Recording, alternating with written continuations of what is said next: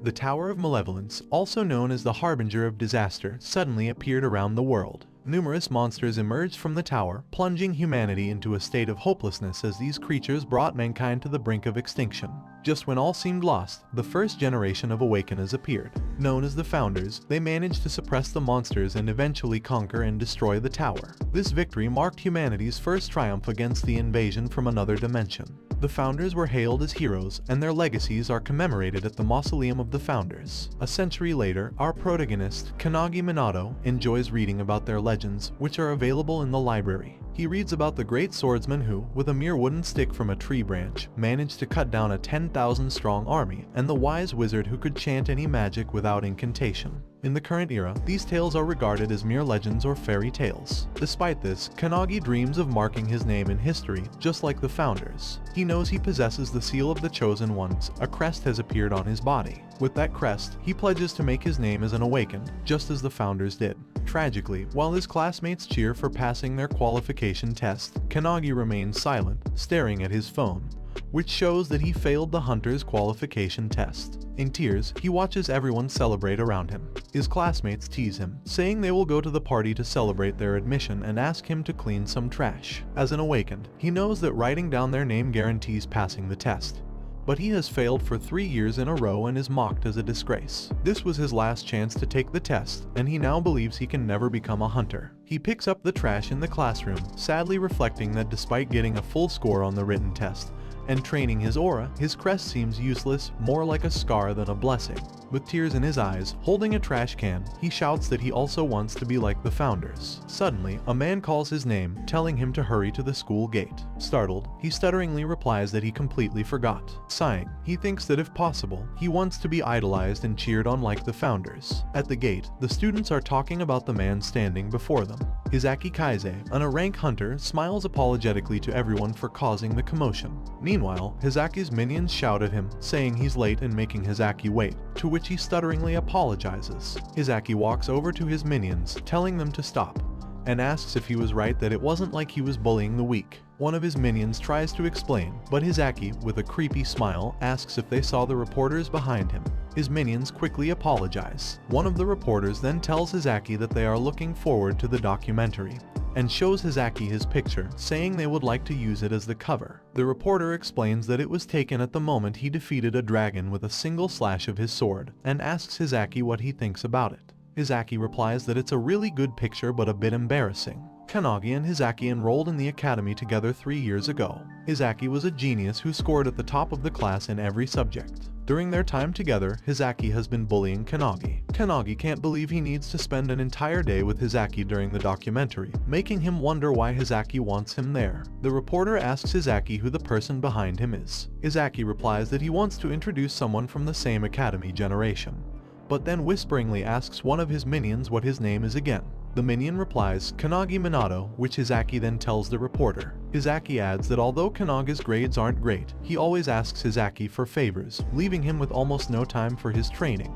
He also claims that he gives Kannagi advice and guidance, leaving Kannagi stunned and confused. Kannagi is even more surprised when Hizaki tells the reporters that Kannagi sometimes asks for financial support. Kannagi knows this is bullshit because, while Hizaki always took his money, Kannagi never asked for anything from him. He had never experienced such a pathetic year in his life before. The reporter, amazed by Hizaki's story, tells Hizaki that he is the embodiment of perfection. Hizaki then grabs Kannagi, shouting to the reporters to look forward to it because he will be an Awakened who will write history. The reporter then shouts to Kannagi, saying he must be happy to receive Hizaki's kindness and asks if he has any words for his benefactor. Kannagi is about to respond that there is no way he would do it, but Hizaki whispers to him that he failed the test and is completely worthless, so they should settle this peacefully. Hizaki squeezes Kannagi's shoulder tightly, making him remember the bullying. Smiling in fear, Kannagi tells the reporter that he is completely grateful for everything Hizaki has done for him and that there are no words to describe his gratitude.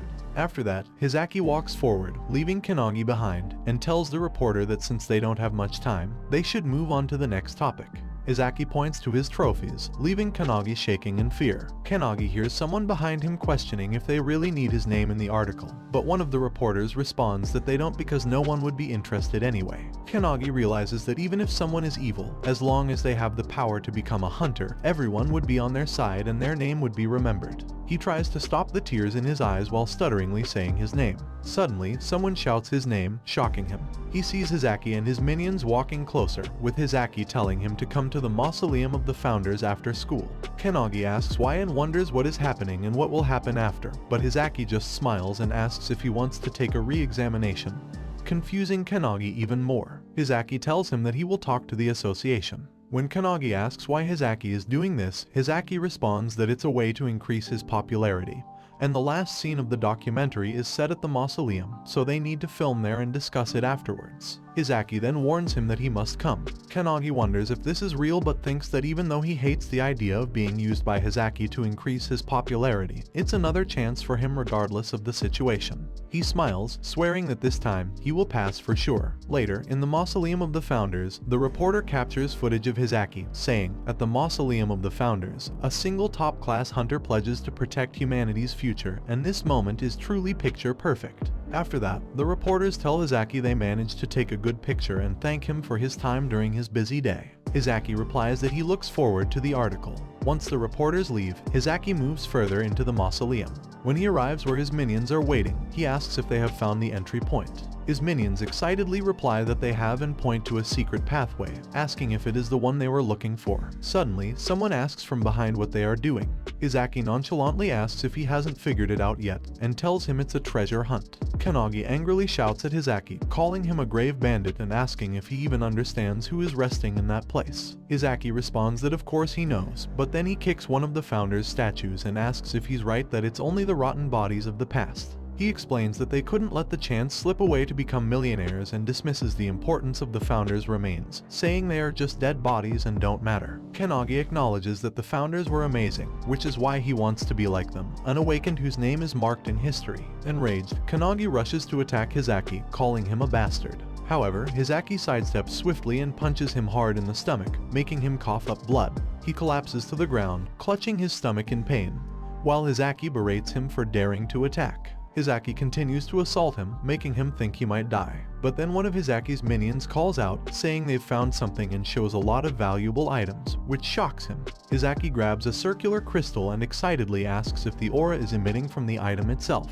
Hizaki shouts that it's wonderful and that with it, he could live without needing to work for the rest of his life. Kannagi tries to stop them, shouting not to touch it, but his voice fails to come out. Hizaki then grabs him by the shirt and says he'll explain it as simply as possible so a failure like him can understand. Hizaki reveals that he had been looking for a weakling like him all along, having tricked him with the promise of a re-examination. He knew about Kannagi visiting the library all the time and found it amusing. Finally, Hizaki declares he has found a useful pawn. Hizaki then drags him outside, smilingly shouting that he dreamed of becoming a hunter, so he finally decided to steal the treasures of the mausoleum and go missing, which is a tragic story. Kannagi stutteringly tells Hizaki to stop the bullshit, but Hizaki continues, saying it will be tomorrow's top news. Hizaki then lifts him over a cliff, telling him that after robbing the mausoleum of the founders and escaping from the police, the culprit will be a third-year hunter from the training academy. Hizaki then lets go of him and mockingly asks for his name again. Kannagi looks at Hizaki in anger and fear, but Hizaki tells him that knowing his name doesn't matter now and says goodbye. Kannagi falls into the river, wondering if this is how he will die after all the training and tests. He thinks everything was meaningless because he is fading away without being remembered by anyone. Suddenly, lights appear around him and many figures surround him. He hears them saying that he will be their vessel and grant their wish. The figures introduce themselves as the heroic spirits sealed in that place, the very souls of the founders. Shocked, he wonders what this means, hearing voices and seeing lights from the founders. One of the founders tells him that the crest on his hand is the crest of nothingness. It doesn't possess any power by itself, but it can manifest any power he could have never imagined. The voice tells him to choose one of them and form a contract because they are the pinnacle of every art: magic, endurance, swordsmanship, spearmanship, summoning magic, alchemy, and more. Whoever he chooses, he will gain power from that benefactor. The voice asks him whose power he seeks. He initially thinks of wanting power like Hizaki's but changes his mind. He responds that he wants a power incomparable in the world, a power to overwhelm everything and wipe away all the humiliations he endured. Another voice then tells him to decide whom he chooses. Kannagi replies that he wants everything and all of their powers, they should give him everything. The founders consider him greedy, thinking it's impossible, as no matter how strong the vessel is, taking everything would be a mess. But Kannagi absorbs them all, shouting at them to shut up and, instead of yapping their mouths, to enter him. Kannagi pushes himself to absorb all the heroic spirits, causing mixed reactions among the founders. Some panic, some are amazed, others don't care, and some wonder who he is. Eventually, he absorbs all of them. From atop the hill, Hizaki looks back when he sees a light emerging from the river. Suddenly, the river rises as if something exploded beneath it, making everyone turn and wonder what is happening. Kannagi then flies out of the river, landing on the hill in front of Hizaki and his minions with different hair and eye colors. One of Hizaki's minions sneers, saying Kannagi crawled back like a tenacious roach. Kannagi breaks a small branch off a long branch and swings it at Hizaki's minions, who are shocked and ask what the hell he is doing. Hizaki's minions then teasingly laugh at him, asking if he really intends to fight them with a stick. Kannagi continues to swing his stick, prompting Hizaki to sigh and tell his minions to end it, ensuring Kannagi doesn't crawl back again. Hizaki orders his minions to cut Kannagi's head off. One of the minions grabs his sword and arrogantly replies to Hizaki that he understands. He taunts Kannagi, saying that based on the recent exam, his sword aura is a rank and he has mastered the way of the swordsman.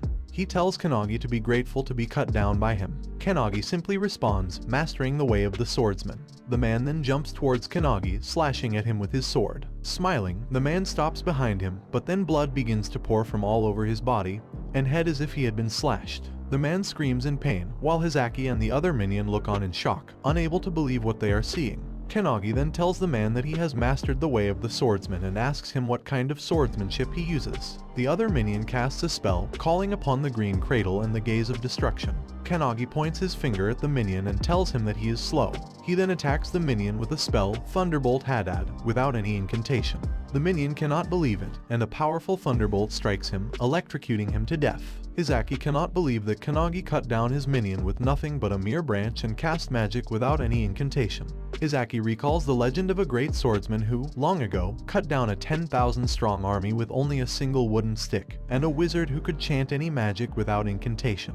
In the current era, these stories are considered mere legends or fairy tales. Now, the souls of the Awakeners that slumbered in the mausoleum of the founders dwell within Kannagi Minato. There are 106 souls inside his body. Kannagi remembers Hizaki telling everyone that he would mark his name in history as an awakened. He walks closer to Hizaki, declaring that his name shall not be forgotten and that he shall be remembered eternally, including the new myth about him. Kannagi stops approaching Hizaki, unable to believe that he managed to absorb the souls of the founders with his crest of nothingness. He hears the founders inside him, content and excited, marveling at the spaciousness of their new home. They ask how many centuries it has been since they were freed from boredom. Kannagi smiles, feeling the founders' happiness. He had memorized their legends for a long time, and now their souls are inside him. However, the founders decide it will be a race to see who gets to control his body. The great swordsman, Hinoki Ryukairu, calls to Kannagi, surprising him. Hinoki remarks that it is expected to be remembered after such a long time. He asks Kannagi what he plans to do. Kannagi asks if he means dealing with Hizaki, but Hinoki dismisses Hizaki as trash and points behind him, asking what Kannagi will do about that. Shocked, Kannagi walks closer to Hizaki, who stutteringly tells him to stay away, and not to look down on an rank hunter like him. Kannagi punches Hizaki in the face, sending him spinning in midair from the force. Kannagi then faces the bag that is releasing a dark aura and tells Hizaki to get out of the way. He focuses on the bag, and suddenly, a strong power emanates from it, surprising him. Hinoki, however, smiles calmly. Meanwhile, in the city, a Cerberus is attacking everything in its path. A man shouts to Kisaragi to handle it. Kisaragi faces the beast, and when it lunges at him, he jumps above it and attacks with a waterfall impact from above.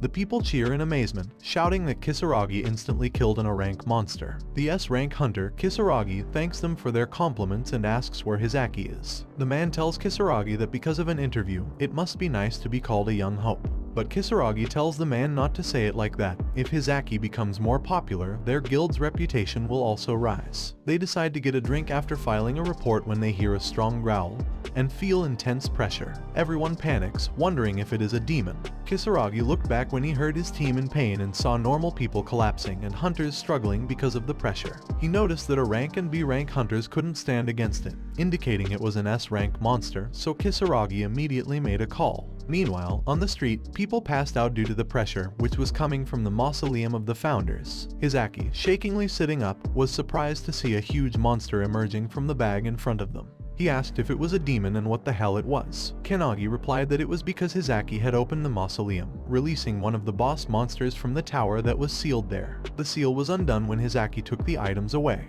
Hinoki confirmed this, explaining that some demons from the tower survived by hiding and becoming dormant. He identified the demon as the embodiment of emptiness, a stacked-eyed tiger estimated to be above S rank and danger level. Hizaki tried to stand up, shaking, while Hinoki explained that the stacked-eyed tiger is a living disaster that kills numerous humans within a few kilometers with its poisonous aura. This demon was quite common during their era, but now it was overwhelmingly powerful for the youngsters of this era. Panicking, Hizaki ran away, shouting that he needed to escape or else he would be killed. Kannagi warned Hizaki that it was better not to move, as the tiger targets moving objects. The stacked-eyed tiger saw Hizaki running and immediately lashed out with one of its tentacles. Hizaki, covering himself with his sword and shouting at the demon to stay away, was helpless as the tentacle pierced his chest. Despite having slain a dragon with his sword before, Hizaki couldn't stop the demon from spreading its tentacles inside his body. The stacked-eyed tiger began to absorb Hizaki, making him scream in pain. Kannagi simply told him that he had warned him.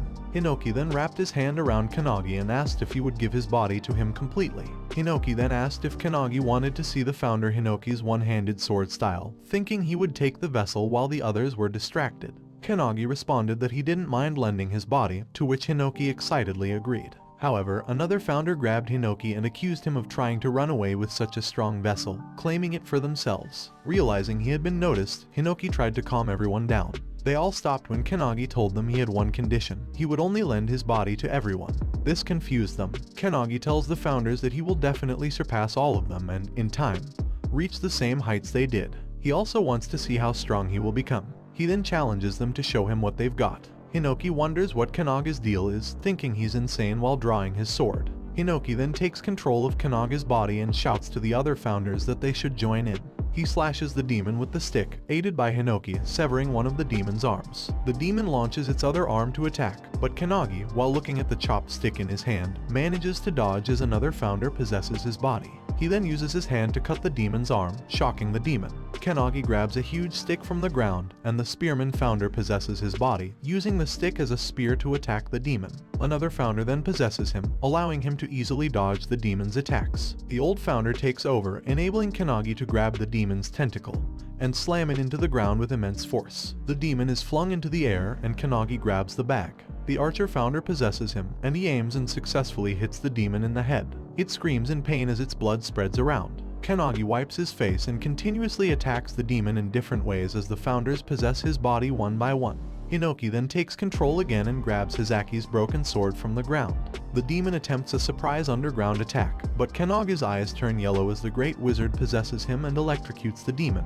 He then jumps, and when he is above it, Hinoki uses his one-handed sword style, Gekurautachi wave-cutting blade, to slash the demon in half, killing it. Kannagi smiles victoriously. Meanwhile, a raven perched on a tree watches everything that just happened. In the city, a man floating in mid-air answers his phone, incredulous that the demon was already defeated when he was just about to head over there. He asks if there are any strong hunters nearby. The person on the other line responds that, based on footage from the Raven, it was a student of the academy. The man, surprised, acknowledges this. The world's strongest awakened, Ikehara Midori, then tells the person on the other line that he wants to meet that student. The next morning, Ikehara is sitting on a pile of dead monsters, calling the director and informing him about the S-rank demon. The director asks if Ikehara defeated it, but he replies that it was not him. Based on footage from his Raven, it was Kannagi Minato who defeated it. Ikehara mentions that Kannagi failed the hunter's examination 3 years in a row, which makes it hard for him to believe. He then asks the director if he could do him a favor. Meanwhile, at the academy, students are asking each other if they were okay yesterday because the aura was so awful that they couldn't move. One student jokes with his friend, asking what he would do if he told him that it was actually him who killed the monster. The friend dismisses it as impossible, noting that it has been 10 years since the last emergence of an S-rank hunter. However, the friend reminds him of a rumor that the one who defeated the monster was actually a student from the academy. Kannagi walking with a stick to support his shaking, while the other student dismisses the idea, thinking no hunter could defeat that demon, and if there were such a person, he wouldn't be in their academy. Kannagi is amazed that the only topic of conversation today is yesterday's incident. Suddenly, a man bumps him aside, telling him he's in the way. Kannagi falls to the floor, and the man thinks there is no way such a loser could be the S-rank slayer while looking at him.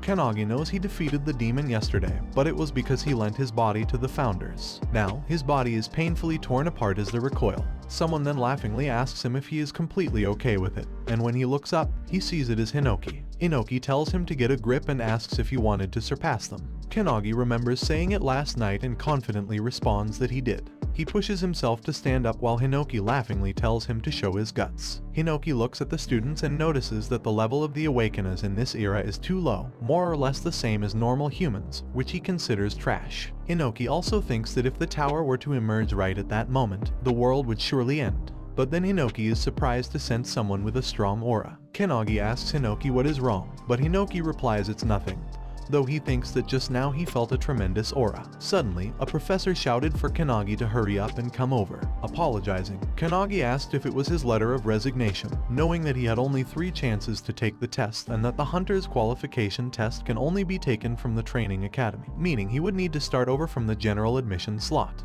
However, the professor told him to go to the field immediately because it was his re-examination, which surprised him. A moment later, the students watched from the window, wondering if there had ever been a hunter re-examination test before, but no one knew. Meanwhile, in the field, Kannagi's mission was a 100-meter sprint, with an average time of 3.6 seconds and a best record of 2.7 seconds. He knew he was not in perfect condition but needed to give his best. The man who had pushed him earlier told the students that Kannagi was famous for being a failure even in the teacher's office, and that giving him a chance after 3 years of failure was just sympathy. However, when Kannagi began to run, everyone was shocked when he completed it in 1.2 seconds. In the next test, his mission was to complete a 3,000-meter sprint with an average time of 4 minutes and 20 seconds and a best record of 3 minutes and 17 seconds. To everyone's astonishment, he finished it in 1 minute and 17 seconds. The next test was push-ups in 2 minutes, with an average of 215 push-ups and a best record of 418 push-ups, but he managed 840 push-ups. The next test was the bench press, with an average weight of 4,000 kilograms and a best record of 620 kilograms, yet he lifted 1,280 kilograms. The students were shocked and asked what he was because he beat all the best records by more than double, and the ladies thought he was cool.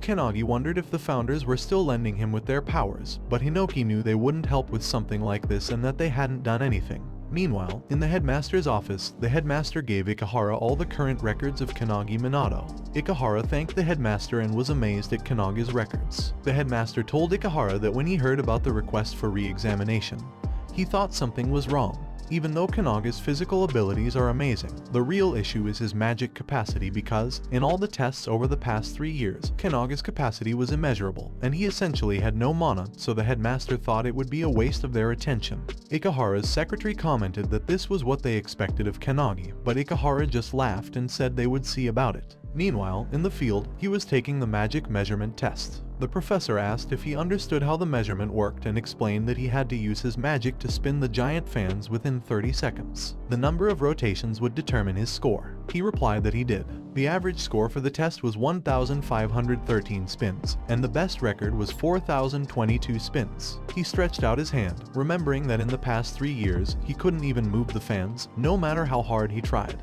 He couldn't control mana because he couldn't feel it at all, but now, he could feel it circulating around him. From his right foot, it flowed upward into his body, circling inside him and returning to his right foot. He also knew that he could accelerate the cycle with his breathing and release it through the palm of his right hand.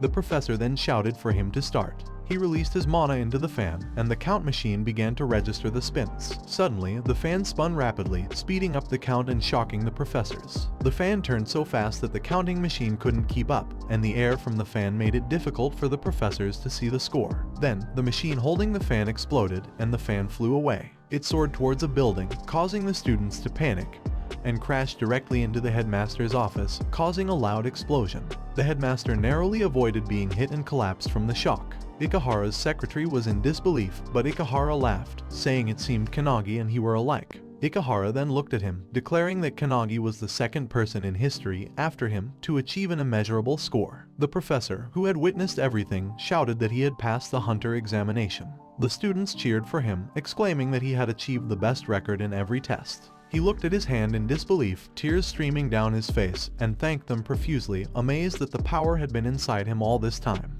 Hinoki smiled, expecting this outcome, and Kannagi knew that by lending his body to the founders, the potential within him had been awakened. Laughingly, Hinoki told him that he was not an ordinary person with the crest of nothingness and that he had been waiting for him for more than a century. Hinoki then asked if they would agree and Kannagi might fulfill their wish, believing that he might be the one they had been waiting for. Just then, a strong aura landed in front of him, shocking him. He stutteringly asked what it was and if it was an explosion, but Hinoki recognized it as the tremendous aura he had felt that morning. Ikehara greeted him, and he was stunned to see the legendary figure standing before him. Ikehara congratulated him on his hunter examination results. He stutteringly thanked Ikehara, unable to believe that the legend knew his name and wondering what was happening. Ikehara then said they should start an additional test for him, suggesting they call it try to hit the strongest hunter at least once, which shocked him to his core. Ikehara Midori, a 23-year-old man, became a full-fledged hunter at the age of 9. No one could deny that he was the world's strongest hunter. Ikehara turned thousands of demons into ashes in an instant, and weak demons and even hunters could be easily killed with a mere fraction of his power. He single-handedly conquered the Pandemonium outbreak 10 years ago and the Kyushu outbreak 5 years ago, earning him the title of a living singularity. This is why it was such a shock when Ikehara told him to try to hit him at least once. Hinoki called out excitedly, urging him to lend his body to him immediately. Ikehara then explained the simple rule: if he could land a hit within the next minute, he would win. Even if he lost, there would be no punishment. Additionally, Ikehara would only attack once every 10 seconds. Ikehara assured him there was no need to worry, as he would go easy on him and he could use any skill he wanted, while Ikehara wouldn't use any skills at all. Ikehara then summoned a swarm of different weapons, telling him he could choose any weapon he liked. This surprised him, and he wondered what was happening. He was confused about the additional test and whether he could really fight the famous Ikehara Midori head-on in that 1-minute time frame. He asked Ikehara if he could really use any weapon, and Ikehara grabbed a katana, replying that he could use them absolutely because his body was harder than a katana. Ikehara then easily cut the katana in half, stating that his body was sharper than any sword. He snapped out of his thoughts when Hinoki shouted at him to hurry up and switch with him. Hinoki then angrily asked how dare Ikehara say such words, shouting that he couldn't forgive Ikehara now. This made him realize that Hinoki was getting excited and that Ikehara's power was at the same level as the founders, meaning he didn't stand a chance. Behind him, Hinoki was fuming with anger, staring at Ikehara. He sighed and faced Ikehara with a brave face. The students watched excitedly, shouting that something interesting was starting, a real battle with Ikehara. Hinoki asked what he was doing and was about to tell him to lend him his body quickly. But then Ikehara started the timer, smiling as he told him they should begin. He grabbed a sword and rushed at Ikehara to attack. Hinoki asked if he was planning on fighting alone, insisting it wasn't fair, but he continued to attack anyway, knowing it was meaningless. He knew for sure that to become a legend, he couldn't just borrow the power of the founders, he had to do it with his own power. He then tried to slash Ikehara, but Ikehara easily dodged without moving much. Kannagi continuously attacked Ikehara while Ikehara was on the phone, asking him which social media he was using and telling him that he was sure the incident would be recorded and go viral. The students couldn't believe that Ikehara was on his phone while effortlessly dodging all of Kannagi's attacks, shouting that Ikehara was incredibly strong. Despite his efforts, Kannagi couldn't land a single hit on Ikehara, who wasn't even taking the fight seriously. The students were amazed by Kannagi's relentless attacks, yet one of them thought something was off about his movements. They wondered how long the fight would continue while watching intently. Kannagi lifted his sword, feinting a vertical slash before switching to a horizontal one aimed at Ikehara's feet and throat, successfully executing the move. Kannagi was amazed at how his body could move exactly as he wanted, realizing he didn't tire from the movements. He wondered if it was the effect of lending his body to the founders, knowing his body was changing.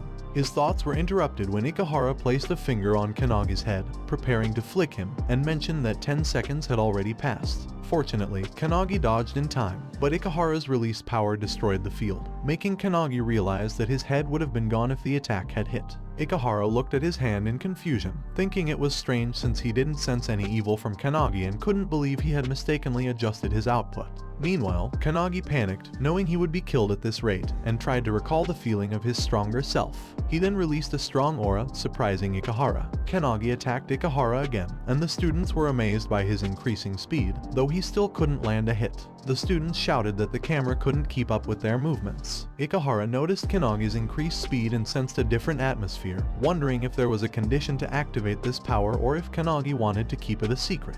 Realizing another 10 seconds had passed, Ikehara decided to attack Kannagi lightly this time. He bent down and positioned his finger to flick again, but this time he hit Kannagi in the chest, sending him slamming into the wall hard. Kannagi coughed up blood but thought it was awesome and marvelous to be fighting against the world's strongest awakened. He knew that if his body were the same as yesterday's and had taken that hit, he would already be dead. This realization made him smile because he knew it meant he was getting stronger. However, he also knew that with his current skill, he wouldn't be able to pass Ikahara's test. He decided to brute force his way through the remaining time he had and ran towards Ikahara again. Suddenly, Ikahara appeared next to him with incredible speed, making Kannagi stop and look to his side. Ikahara apologized and told him he had seen enough. He added that the 30 seconds were up, then hit Kannagi on the nape, causing him to slowly fall asleep. As Kannagi fell to the ground, Ikahara thought he could see that Kannagi was a genius, but not on the same level as his comrades. In the end, Kannagi couldn't fully demonstrate the power Ikahara had glimpsed. Ikahara called his secretary, telling her they should head back and expressing his disappointment with the result. Suddenly, Kannagi grabbed his sword, and Ikahara felt a strong aura behind him. Kannagi, now under Hinoki's control, asked Ikahara what he had said. Ikahara looked back and saw Kannagi releasing a powerful aura. Hinoki, controlling Kannagi's body, told Ikahara that the stubborn brat was already in bed, so he could finally use the body. Hinoki then walked closer to Ikahara and suggested they should play a little bit longer. Kannagi's spirit, out of his own body, panicked when he saw that Hinoki was now controlling it. However, Ikahara smiled, recognizing the presence he had felt earlier. This made him question if it was a different person or just a skill, but regardless, he knew that Kannagi was now a monster. Kannagi then attacked and shouted at him not to space out. He noticed that Kannagi's movements had changed, his speed and power were on a different level. Suddenly, Ikahara felt a sword near his face and ducked just in time to dodge it. Kannagi swung his sword again, and Ikahara leaped away to create distance. Still in shock, Kannagi positioned his sword and swung it once more, but Ikahara bent down in time, causing Kannagi to slash the building behind him instead. The students inside the building rushed away in panic, realizing the danger. Ikahara noticed that Kannagi's slashes were becoming unpredictable, yet he could anticipate his opponent's movements. It felt like ancient swordsmanship to him, like a torrent of water. Ikahara stretched out his palm, laughingly telling Kannagi that such skill was needed to defeat an S rank like him. He then raised his palm to make Kannagi sleep again, noting that only 40 seconds had passed. But Kannagi moved closer with incredible speed and swung his sword, shouting that there was no way Ikahara could hit him. Ikahara jumped away to dodge the attack and laughingly told Kannagi that his skills were amazing. The students couldn't believe what they were witnessing, or that Ikahara Midori was on the defensive. Kannagi shouted that Ikahara was boring and that there was no need to hold back against him. He also warned Ikahara that he would beat him up if he looked down on him. Kannagi then leaped to attack, but Ikahara laughed and replied, "Fine." He kicked a stone and it headed into the weapons behind him. All the weapons float in the air. Ikahara jumped, surprising Kannagi, and grabbed one of the weapons floating above them. He excitedly tells Ikahara that he's finally going all out. They then engage in an intense mid-air battle, foot on foot, stunning the students who watch in amazement. They grab every weapon in sight and shatter them into pieces with their sheer strength. Meanwhile, inside Kannagi's body, the founders observe Hinoki going full throttle. They are impressed that Ikahara manages to hold his own against Hinoki. One founder, feeling envious, remarks on the fun and pitiful nature of not being the one to fight while he watches in silence. One of the founders asks if this means Kannagi's body isn't yet a perfect vessel. An old man suggests joining the fray, but another founder tells him to stop, calling him tactless. The great wizard silently stares, surprised to realize that he is studying Hinoki's movements, trying to learn from them. He notices Hinoki pouncing from below, shifting his center of gravity, but the sword Hinoki wields shatters into pieces once again. Hinoki, frustrated by the low-quality sword, feels a surge of anger. Ikahara, on the other hand, finds the battle exhilarating, his heart racing with excitement. However, Ikahara notices that there are no swords left and wonders if Kannagi will resort to using firearms. Ikahara then taunts Hinoki, shouting that there are only 10 seconds left and teasingly asks what he'll do now. Hinoki glances back at the building behind him and leaps toward it. He heads for the man who had pushed Kannagi earlier and snatches the man's sword. Just then, Ikahara jumps closer, launching his fist at Hinoki, causing a loud explosion upon impact with the building. Fortunately, Hinoki dodges the attack and reappears in front of Ikahara. They resume their mid-air battle, foot on foot, enjoying the fight as if it were a game. Ikahara shouts that it's fun and suggests they continue a bit longer, while the students notice their building is on the verge of collapsing. The combatants reach the top of the building where Ikahara's secretary watches intently. Ikahara then places his hand on a huge fan and grabs it, causing it to crack. He sees Ikahara take out the fan from the headmaster's room and aims it at him. Ikahara then threw the fan at him, but he was surprised when Hinoki used his one-handed sword style to slash the fan before it hit him. The fan shattered into tiny pieces, and Ikahara shouted excitedly, telling him he was truly amazing. However, Hinoki simply launched his sword, telling Ikahara to eat it. Yet, to his shock, the sword shattered into pieces. Ikahara raised his hand, aiming at him. Ikahara then told him that 60 seconds had passed and launched his palm at Hinoki, causing him to fall. Hinoki cursed, but then Kannagi jumped onto Hinoki's back, shouting "not yet," and pushed Hinoki back towards the other founders. He then gently tapped Ikahara's palm aside, dodging Ikahara's attack, which shocked both Hinoki and Ikahara. However, one of his hands was dislocated from the impact. Still, he told Ikahara that he only needed a single hit and punched Ikahara in the face with his other hand. The battle between the singularities felt like it lasted an eternity from the inside, a fierce struggle for a seemingly small answer, akin to a chess game where both players are equally skilled. Hinoki knew that despite the intensity, it had only lasted a brief moment. He smiled proudly, realizing that Kannagi had opened a new path to victory. However, Kannagi was in shock when he saw that Ikahara had stopped his fist in time. He cursed, knowing he hadn't hit him, but then Ikahara smiled and pulled his fist to his face, surprising him. Ikahara then happily told him that he had passed before they both slammed into the ground. A moment later, the students watching were confused, asking what had happened. Ikahara, holding Kannagi, collapsed and called his secretary, Rin, telling her they should go back. Rin appeared next to Ikahara, asking how it went. Ikahara replied that Kannagi had passed and that he was interesting. But since he had accidentally broken Kannagi's arm, she should help fix it. She replied that she understood. The students, hearing Ikahara, couldn't believe that Kannagi had passed. Suddenly, they cheered for him, realizing that passing meant he had landed a hit on Ikahara, which woke Kannagi up. Rin, who was healing him, told him to let her heal his arm and not to move, which he agreed to, thanking her. Rin then congratulated him on passing the test. Kannagi thanked her for the compliment, but then sat up in shock, asking if he had really passed and if he had truly landed a hit on Ikahara. Suddenly, Ikahara appeared next to him, saying it was cruel for him to forget so soon, shocking Kannagi. Ikahara then told him that they were even now and a pass is a pass. He mentioned that he went serious midway through his consecutive attacks, but Hinoki didn't respond, knowing it was true. Ikahara also praised him, saying he dodged his strongest attack and his movements were amazing, urging him to be proud. Kannagi excitedly replied, yes. Kannagi then called out to Ikahara, asking what comes next after passing, making Rin look at Ikahara in confusion. Ikahara, also unsure, stared back at Kannagi, searching for an answer as the students watched intently. Later that night, at his house, his mother was frying food when she asked him how many guests were coming. While cleaning the house, he replied that he didn't know, probably only one person. His mother remarked that today was a good day, on top of passing the hunter's examination. He was being scouted by Ikahara Midori. She then told him that she always believed he was a kid who could achieve anything with effort. He warmly replied, yes. However, his mother worriedly commented that for such a celebrity to visit their house, it might be mistaken for a dog house. He shouted back that Ikahara was not that kind of person. After cleaning and helping his mother, he lay on his bed to rest and stared at Ikahara's card, wondering why Ikahara hadn't given it any thought. His mind wandered back to the field, recalling Rin taking Ikahara down and Ikahara screaming in pain. Ikahara had asked him if he didn't say he would become one of his comrades if he won.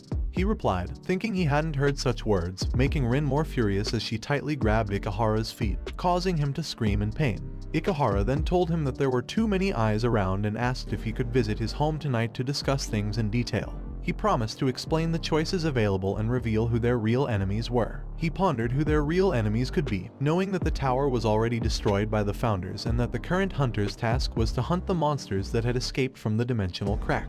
He wondered if there was any other reason, but then he fell asleep. Suddenly, Hinoki shoutingly woke him up, startling him. He saw that Hinoki and the founders were there. He asked why everyone was there and what was wrong, but Hinoki simply replied that they had been discussing something and had just finished. Confused, he covered his body and asked Hinoki if they had decided who would get his body. Before Hinoki could reply, the doorbell rang. Apologizing to Hinoki, he explained that he thought Ikahara had arrived and suggested they talk about it later. He then walked to the kitchen near the door, noticing it was dark and wondering what was happening. To his shock, he saw his mother lying on the floor, collapsed. Panicking, he called out to her in worry. He rushed to his mother but stopped when he saw someone sitting in the kitchen. He saw the person grab the food his mother had made and eat it happily. Watching the man eat and compliment the food, he noticed the kitchen was a mess. The man teased him, saying he had to discipline his old lady and, if he wanted to impress customers, they should at least use expensive meat. He asked the man who he was and what he had done to his mother, but the man shouted at him to watch his mouth and introduced himself as Heitani Goru, the S-rank hunter who had come to pick him up and was one of Ikahara Midori's comrades. Heitani then told him to hurry up and take his luggage because they were moving to their base. Enraged, he launched his fist at Heitani, who dodged it and laughingly appeared behind him, asking if he was challenging him. He remained silent, remembering his mother telling him that even though his father had passed away, she would raise him alone to be a proud person. He recalled his mother's shoes being a mess, but she had told him it was fine and she could still wear them. She reminded him not to forget to buy himself new sneakers and congratulated him for doing a great job, promising to make his favorite tonkatsu for dinner. He then looked seriously at Heitani and demanded to know what he had done to his mother. Hinoki noticed that Kannagi's opponent was an S-rank hunter from that era and told everyone it was about time to act. Although he was annoyed just by looking at Ikehara's rip-off, they all knew from that fight how the founders should treat Kannagi from now on. Heitani teasingly tells him that his angry face is pretty cute. He then lifts his hand to slap him, but he just calmly waits, grabbing Heitani's hand before it hits him. He easily drags Heitani around, surprising the old founder, who remembers this move from their fights against monsters. In just minutes, the peaceful Kannagi house is destroyed as Heitani is thrown out the window, smashing through the backyard wall. Yet, Heitani manages to land on his feet before hitting the ground as he walks closer. Heitani wonders if what he just witnessed was Aikido. He recalls watching his fight with Ikehara that afternoon on video, and not only noticing his tremendous aura and swordsmanship but also that power. He then tells Heitani that he expected such resilience from an A-rank hunter, remarking that he is sturdier than his Aki. Glaring, he orders Heitani to hurry up and answer his question already. He demands to know what Heitani did to his mother, who is inside struggling in pain as poison spreads through her body. Heitani laughs and teasingly tells him that based on his words, it seems he doesn't know. Heitani then shouts that it was poison and that his mother was getting in his way, so he put her to sleep. He adds that if she's lucky, she might only suffer minor side effects. Calmly, he tells Heitani that he doesn't understand, making Heitani look at him confused. He then asks why they would hurt the family of someone who might become their comrade. But Heitani just laughs and asks if he said comrade. Heitani suddenly appears behind him, ready to attack. He avoids Heitani's slash just in time, but Heitani continuously attacks, declaring that he won't become their comrade but only a doll that obeys their orders. Heitani taunts him, saying that once they hold his precious ones hostage, he will obey because he is naive. He is then surprised when Heitani steps on his foot and slash him, mockingly asking if he was right. Creating distance away from Heitani, he feels his cheek burning and wonders what it is, noticing the poison spreading on his face. Heitani then shows his fingers, which are coated with sharp things and poison, and teasingly tells him that it's already in. He reveals that he has a skill allowing him to produce dozens of poisons from his body, called Phantom Bug's Poison, Deadly Vision. Heitani then complained that it was a bothersome mission because if he felt like it, he could release deadly toxic gas within a 5-kilometer radius, but he couldn't do it in the middle of a city. He explained that the poison would kill him within a minute, so if he agreed to join their organization, Heitani would make the antidote for him, otherwise, he would lose his life. He thought about the toxic gas that is lethal within 5 kilometers and confirmed that Heitani is in S-rank, realizing that for a normal person, it would be a disaster. He then looked at his hand and called upon the god of medicine, Valentine, asking if he was right that she was inside him. This made the founders look at Valentine, who was confused and surprised. He apologized to her for calling her so suddenly and asked if she could teach him how to detoxify the poison later, to which she stutteringly replied yes. Heitani threw poison at him while asking what he was mumbling about and if the fear of death had overtaken his mind. He dodged the poison, explaining that the Aikido earlier was from the god of hands, Kudu Hayama, which surprised Kudu inside him and confirmed that he was copying his Aikido from just that one moment. He then called upon the 10,000 army slasher, Hinoki Ryukairu, the blue spear of destruction, Shimer Kalskis, and the heavenly bow, Margit. He told them that he had been studying and remembered all of them from the records. He then informed Heitani that the founders he always adored were now residing inside him, which confused Heitani. But he simply told Heitani that he had no reason to be afraid of him, making Heitani pissed and shoutingly ask how about he teaches him the world of pain. Heitani ran towards him, laughingly telling him that the next poison would make him beg for his life to end. He jumped away to dodge Heitani's attack, and when Heitani hit a nearby tree, it dissolved and died. Heitani then launched another attack, shouting that if he begged and kneeled, he would at least relieve some pain with antidotes. He warned that once he was corrupted by pain, he would never be able to return to normal after going crazy because of it. But he just silently waited for Heitani's hand to get closer, and when he saw that Heitani was close enough, he slid his body to the side and put his hand on Heitani's chest, activating the Fist of Saint, Wantak attack. Heitani coughed up blood when he hit him, which surprised Wantak inside him.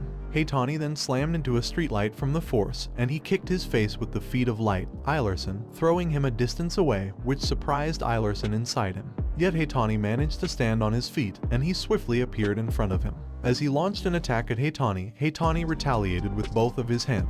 However, he managed to slip through his attack on Heitani's hands, breaking some of his nails, and used the sharp break, Karail attack, which hit Heitani's stomach, making Karail look at him proudly. He then slashed Heitani with the Dragon's Claw, Rowan's skill, stunning Rowan in surprise inside him. He then grabbed Heitani, activated the Flipper of Lilac, and threw Heitani around in mid-air. Heitani, floating, wondered what the hell was happening.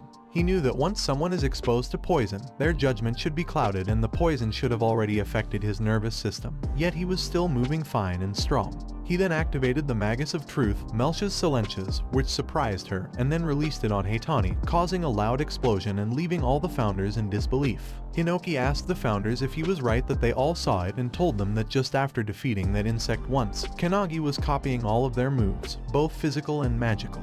Hinoki also mentioned that he didn't care whether Kannagi's power was from the crest of nothingness or not, but for him, Kannagi was interesting, and they all agreed. Hinoki then told everyone that they should nurture Kannagi because if he was trained by the founders, he would become the strongest Awakener while Kannagi was panically calling for his mother. The scene then shifts to, in the street, men are jumping and running from rooftop to rooftop, with one of them shouting to everyone not to slack off because there are already 15 guilds on the move to get their hands on the boy who fought with Ikehara Midori. He urges them to be fast, but Ikehara appears behind the man, asking if it was really that many, which shocks the man. Ikehara calmly tells him that if it's 15, then he should be the last one, pointing his fingers near the man's forehead. Ikehara then flips the man's head, making him slam hard on the building's roof. Ikehara, with his ravens, calls Rin. Rin, on the other side, replies that she has arrived and that there are no Awakeners detected nearby, but it looks like someone arrived there before them, which surprises Ikehara. Rin then informs him that it was an S-rank hunter named Heitani Goru, the poison user, and that he came to visit Kannagi but was defeated miserably, while looking at Kannagi who was collapsed on the rooftop with his mouth open, making Ikehara confused. A moment later, they arrive at his house, and Ikehara clappingly praises Kannagi for being amazing, telling him that he never expected he could actually do it, but he really defeated an S-rank hunter on top of it. Ikehara then asks him if he is okay and if he got exposed to the poison, to which Kannagi replies yes, scratching his cheek and telling him that he and his mother are fine. Hinoki then asks what he meant by fine, reminding him that without Valentine there, he would have met the Buddha already, while looking at Valentine who was complaining that she was tired. Hinoki tells Valentine that she is pretty good, finishing everything within only 5 seconds, and she replies that since the one producing the poison was there, extracting some blood samples was quite simple, recalling how she continuously poked Heitani's body to find the antidote. Ikehara apologizes to Kannagi for being late and explains that he has taken measures against many organizations that are aiming for him because of today's video. This makes Kannagi ask Ikehara if it meant that Heitani was lying by saying that he was his comrade, to which Ikehara replies yes, adding that some people would use his name. Ikehara then asks Rin if she is done, and Rin appears at his side, replying yes. She then tells him that all the damages have been repaired, which surprises Kannagi when he sees that his house window and backyard wall are perfectly fixed. Ikehara then brightly tells him that they should go inside now and have a talk because it is about his future, making Kannagi stunned with nervousness. The next morning, he was outside with his suitcase when his mother asked him if he was really okay, if he had forgotten anything, if he had his wallet, and if he had brought his charger. He assured his mother that he was fine and told her not to worry too much, but she looked at him worriedly, wondering if he was really going to Ikehara's place. Last night, Ikehara had told his mother that he had undiscovered talents and begged her to entrust him to him, swearing that he would make him a great hunter. He excitedly shouted that it was awesome and told his mother that he had been chosen by Ikehara, but he was confused when he saw his mother silent. Back in the present, his mother gave him his lunch, knowing that he hadn't had breakfast, and told him that she had put it in a container and he could throw it away if he didn't like it. He once again assured his mother that he was fine and became silent when he remembered his mother asking Ikehara if it was true that in the future he would face many dangerous situations, to which Ikehara honestly replied yes. His mother told Ikehara that he had always adored the legendary founders and had always struggled until now, so it was an honor for her if he were to take him. But as a parent, she was worried. Ikehara told his mother that he knew it was the job of a hunter to go against monsters and there was no such thing as certainty, but he swore to her that he would train him to be stronger, at least to the point where he wouldn't lose against the founders, making his mother feel assured and entrust him to Ikehara. In the car, Rin asked Ikehara if it was really okay to make such a promise and reminded him that in reality, they didn't even know what would happen in the near future. Ikehara looked at them at the mirror and saw his mother telling him not to sleep while being naked because he always caught a cold because of it. He asked his mother when that happened, but she just told him to be sure to separate his colored clothes when doing laundry, which he agreed to. Ikehara then replied to Rin that he would keep his promise as best as he could. After minutes of reminders, he said goodbye to his mother because it was time to go and told her to wish him luck. He then approached the car, telling his mother to take care, and when he was about to enter, his mother called him and told him to come home during the new year, making him teary-eyed without looking back. He then entered the car and apologized to them for the wait. They then drove away, leaving his mother waving him goodbye. Ikehara asked him if he was done, to which he replied yes and added that if he looked at his mother's face one more time, his resolve would crumble. Ikehara lay down while replying that he understood and told him that it would be a long trip, so he could do anything he wanted, such as eat or sleep. He saw the food his mother had packed for him and opened it, remembering her words. When he opened the lunchbox, he was surprised to see that in his pork cutlet, a good luck message was written, making him remember the comfort, care, and sacrifices his mother made for him. He thanked her for the food and ate it with tears in his eyes while Rin and Ikehara listened. They then continued their journey. A moment later, they arrived at their destination, and he was amazed to see it. Ikehara welcomed him and told him that only a handful of Awakeners were allowed to be there in the Anti-Prophecy unit, also known as Anti-Prophecy, which was their headquarters. He was stunned in amazement. Meanwhile, inside one of the rooms, a man was watching from a window and told another that they had arrived. The new members were there. A lady with black hair asked if she was right that they were talking about the new member. The yellow-haired man replied that it was rare to have a new comrade. But the red-haired man asked if they really said comrade and suggested that they should see if he was truly qualified to be part of the Anti-Prophecy or not. On the other hand, he was looking at the headquarters and asked them what the Anti-Prophecy unit was and if it was perhaps Ikehara's guild. Rin apologized for the delayed explanation and explained that she couldn't explain it properly to his mother because it was a top national secret, which shocked him. He asked her if she really said top national secret, and she calmly replied yes. Ikehara told him that they would discuss it very soon. They then got out of the car, and Ikehara told him that they should bring his luggage to the dorm first. Rin offered to carry his luggage, but he replied that it was fine and he could carry it himself. Just then, someone shouted for them to wait, making him jump a little in shock. He saw a yellow-haired man above them shouting that he should be the one to explain it to him. The man then kicked at him, which he blocked, and the ground he was standing on was destroyed by the force. The man was amazed that he took his attack head-on and praised him for being pretty good. He felt that the man was strong and asked who he was. The man then pushed him back and lands on the ground while telling him to let him introduce himself. The man then proudly introduced himself as Hanada Hikateru, a member of the Anti-Prophecy unit and his comrade, which shocked him because he was the one to explain. Ikehara asked Rin if he could have some tea, and she replied yes while pouring him some. While they were fighting, Ikehara watched them calmly. He asked Hanada why they were doing this despite being comrades. Hanada replied that it was, of course, to explain the Anti-Prophecy unit to him and also to test his skills, making him ask what he meant by testing his skills. Hanada then turned around with speed to gain force and launched a kick at him, which he blocked with both of his arms. When Hanada hit him, he told him that first, he would explain the origin of the Anti-Prophecy unit. He managed to stay on his feet while wondering if Hanada was actually planning to explain everything during the fight. Hanada then launched at him while asking for his name before explaining everything to him. He launched to meet him, replying that his name was Kannagi Minato. Meanwhile, Ikehara was simply drinking his warm tea while watching them, thinking that Kannagi had been tested by the academy, tested by him, tested by an S rank, and even now, he was being tested. Ikehara asked Rin if she thought Kannagi was always being tested, and she replied that it couldn't be helped since Kannagi was a talent that Ikehara scouted himself. Hanada continuously kicked him, and he continuously blocked with his hands. Hanada asked him what a hunter's job was, and he replied that it was to hunt down the monsters that come out from the dimensional cracks. Hanada gave him a thumbs up and told him that his answer was correct, explaining that it was like a pest control task. Hanada then got down on the ground and asked him what about dangers other than that, which surprised him. He asked what he meant by other dangers. Hanada explained that in their world, there are dangers lurking around that are incomparable to the dimensional cracks, like the Pandemonium, 10,000 Demons Castle from 10 years ago, and the Great Outbreak of Kyushu around 5 years ago. He told Hanada that those were large-scale dimensional breaks, but then Hanada launched an attack at him.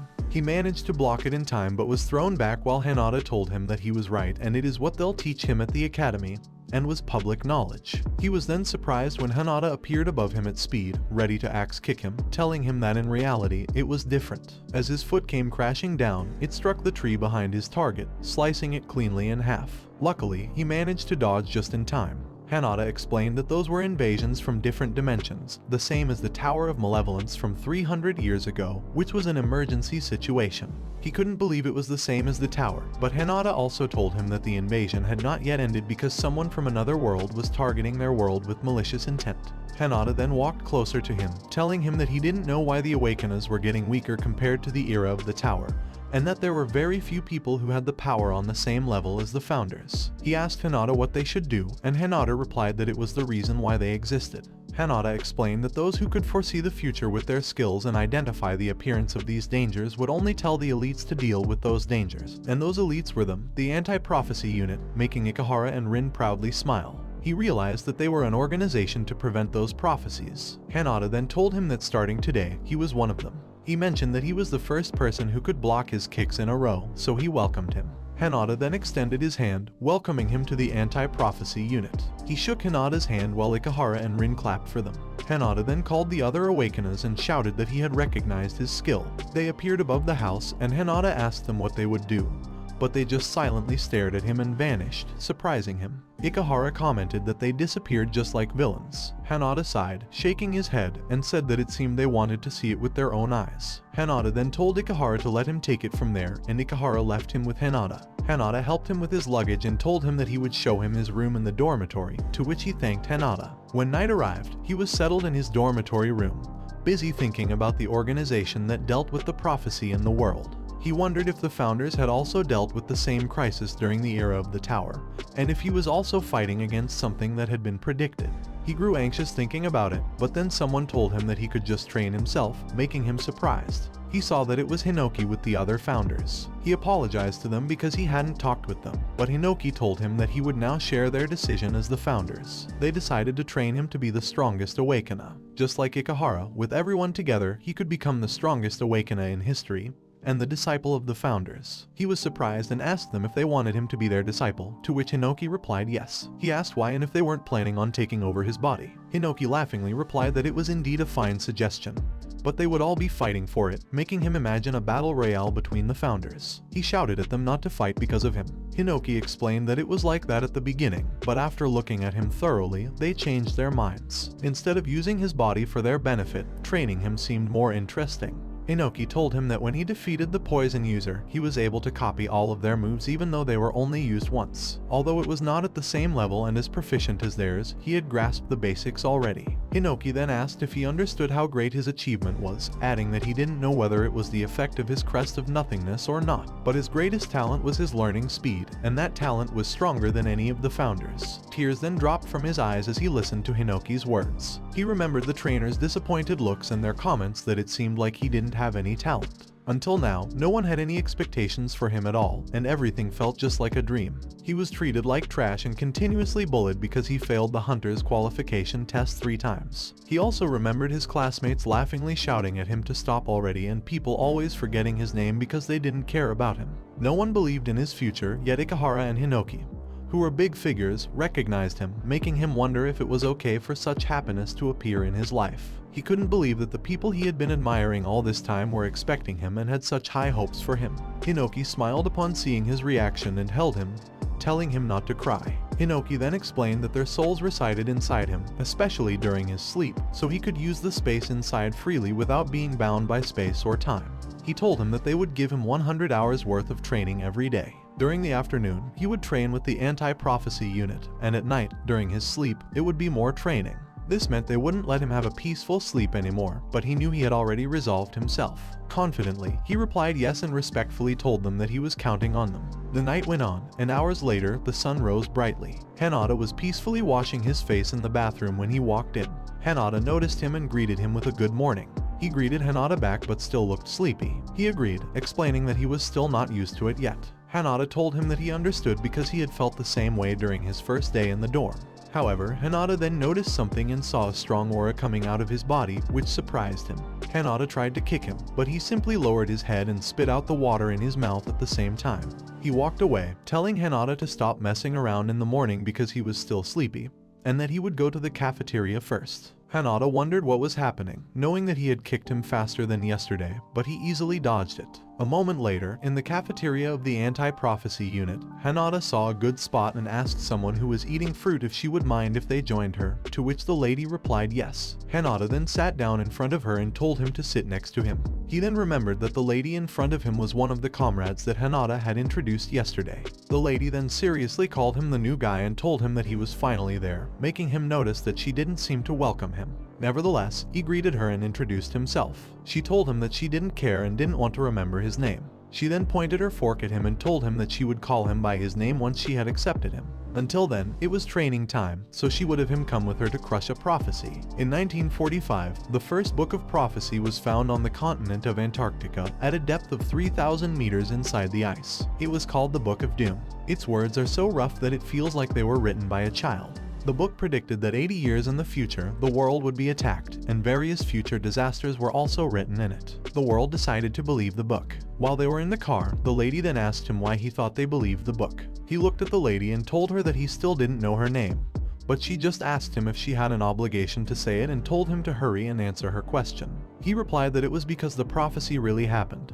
But she asked him if he was stupid and explained that if even one of the events written in the Book of Doom were to happen, it is said that the world would end, shocking him. He asked Hinata how many prophecies there were, and Hinata replied that he thought there were around 200, making him shockingly ask if they didn't think their world was already doomed. Ikehara told him that they had already prevented around 180 prophecies, which made him jump in amazement. He then reopened the question about why the world believed the book. The lady explained that the name of the explorer who found the Book of Doom was Bernard Russell, and the moment Bernard opened the book, he was greeted with the words on the first page, "Hello Bernard," followed by the date of March 17, 1945, 11:35 a.m., on a sunny day when Bernard Russell discovered the Book of Doom. Hours later, they arrived at the Tokyo Summit Award at the location of a dimensional crack, which was an intermediate level. The guards stopped them and explained that passing on that road was prohibited, so they should leave.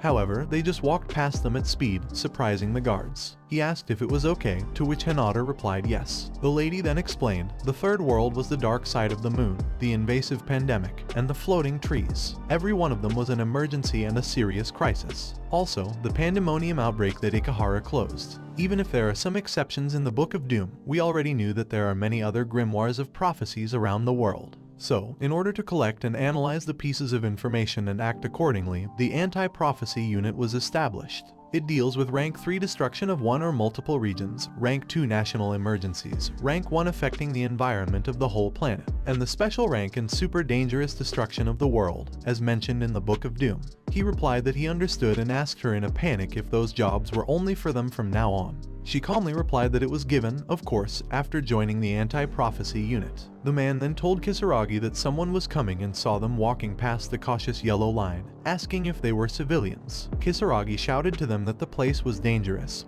so they should go home. However, she told Kannagi that today's prophecy was a rank 3, and that dimensional crack in front of them looked like an intermediate B rank at a glance, but it was actually a rank 3 disaster, yellow journal. She knew that the crack would soon open further. Just as she said it, the crack opened wider in a second, making Kisaragi look back in shock and ask what was happening. She then said that a rank and above monsters would be pouring out, which is exactly what happened. Kisaragi shouted to his men to prepare for battle and then attacked the monsters in front of him, but his men were killed, making him cuss in panic. He noticed that the B and C rank hunters were struggling, and he felt the pressure emitted from a boss-level monster. Kisaragi saw them walking forward and called them civilians, telling them to back off, but she cast a Trismegistus spell and put her hand on the ground. She then raised a swarm of spears from underground and threw them at the monsters, killing them instantly by stabbing them to death. Hinata then also attacks the monster and used his slide skill to kick every monster in his path, shocking Kisaragi. He wondered who they were because their abilities were above his despite him being an S rank.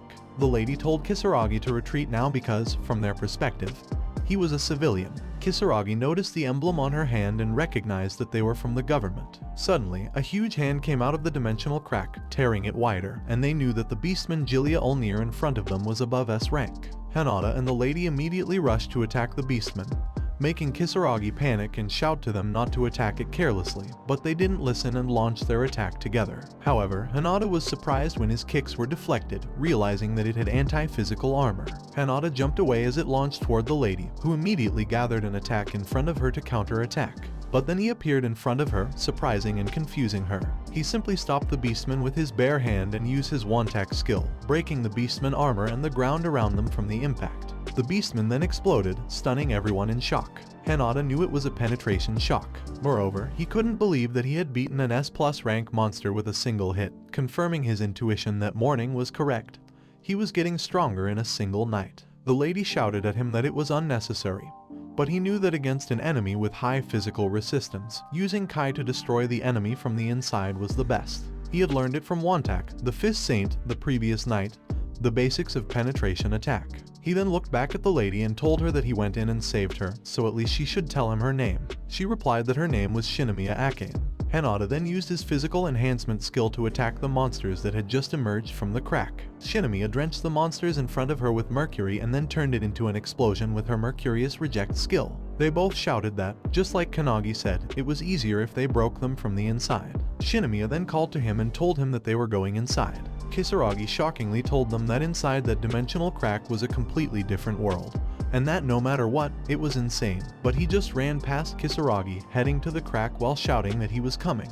They then jumped inside the dimensional crack, leaving Kisaragi stunned and surrounded by Deta-rank monsters, thinking that they were amazing and confirming that they were from the rumored secret organization. Inside, they were met by a swarm of monsters. Shinomiya raised her hand and told him that those monsters were the same as the ones outside and that there was nothing new. She then threw a swarm of spears at them, which stabbed the monsters around her. He told Hinata that Shinomiya was strong, and Hinata told him that she was the best AoE dealer of the anti-prophecy. Suddenly, a huge bear with armor appeared in front of her, and she called Hinata. Hinata immediately launched himself at the monster, telling her to leave it to him. The monster tried to grab him, but he managed to avoid it and stick to the ceiling, taunting the monster that he was there. Hinata then launched a powerful series of kicks with his kick skill. He praised Hinata for being cool, making Hinata proudly smile. He then jumped onto the ceiling too and attacked the monster with his feet, imitating Hinata. He asked Hinata if it was something like that, making Hinata smile in disbelief. After killing the huge monster, they ran deeper, and Shinomiya noticed that the number of enemies was decreasing,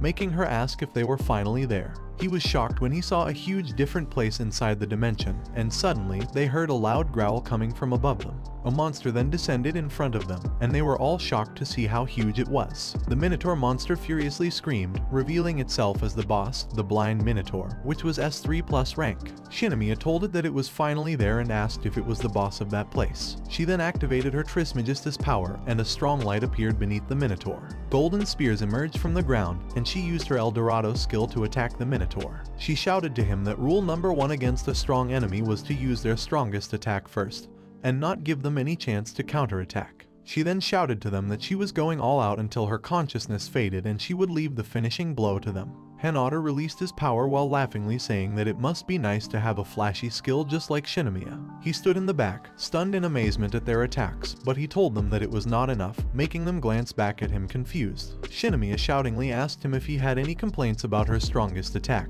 but before he could answer, the Minotaur raised its axe, which shocked them all. It then slammed its axe on the ground, breaking the ground and the ceiling in the process. She asked if they were kidding her, but Shinomiya and Hinata were even more surprised to see that it was unscathed. Suddenly, he heard one of the founders speak inside him, saying they were talented. He peeked back and saw that it was Killik, the alchemist. Killik told him that Shinomiya's alchemy speed, accuracy, purity, and everything was great, and it was a shame for such a talent to be killed at a young age. Killik then explained that he gave Shinomiya full marks for her method against an unknown enemy. If it were a boss at her level, she should have been able to defeat it easily, but that was not the case here. She underestimated the physical resistance of her enemy, which was 100%. He asked Killik what they should do, but Killik just laughed, while Hinata and Shinomiya tried their best to attack the Minotaur. Hinata told her that it seemed to have high physical resistance, and she replied that she should have come with someone with magic. She was then surprised when Kannagi appeared beside her, not knowing he was possessed by the god of the alchemist, Killik.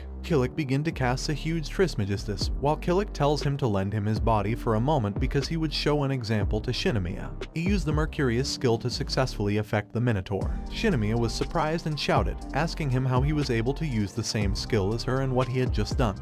He called her a fool for not being flexible in her expertise and explained that to become an alchemist, one has to know how to use substances in 3 different forms. He then ordered the mercury inside the Minotaur to boil, burning the inside of the Minotaur, and making the mercury come out of its body hot, cooking the Minotaur's internal organs. Hinata covered his mouth, shouting that it was really boiling. Shinomiya couldn't believe what she was witnessing, but she figured out that instead of using it as a physical attack, Kannagi was using it at an extremely high temperature, which was such a meticulous process while they watched the Minotaur scream and cry in pain.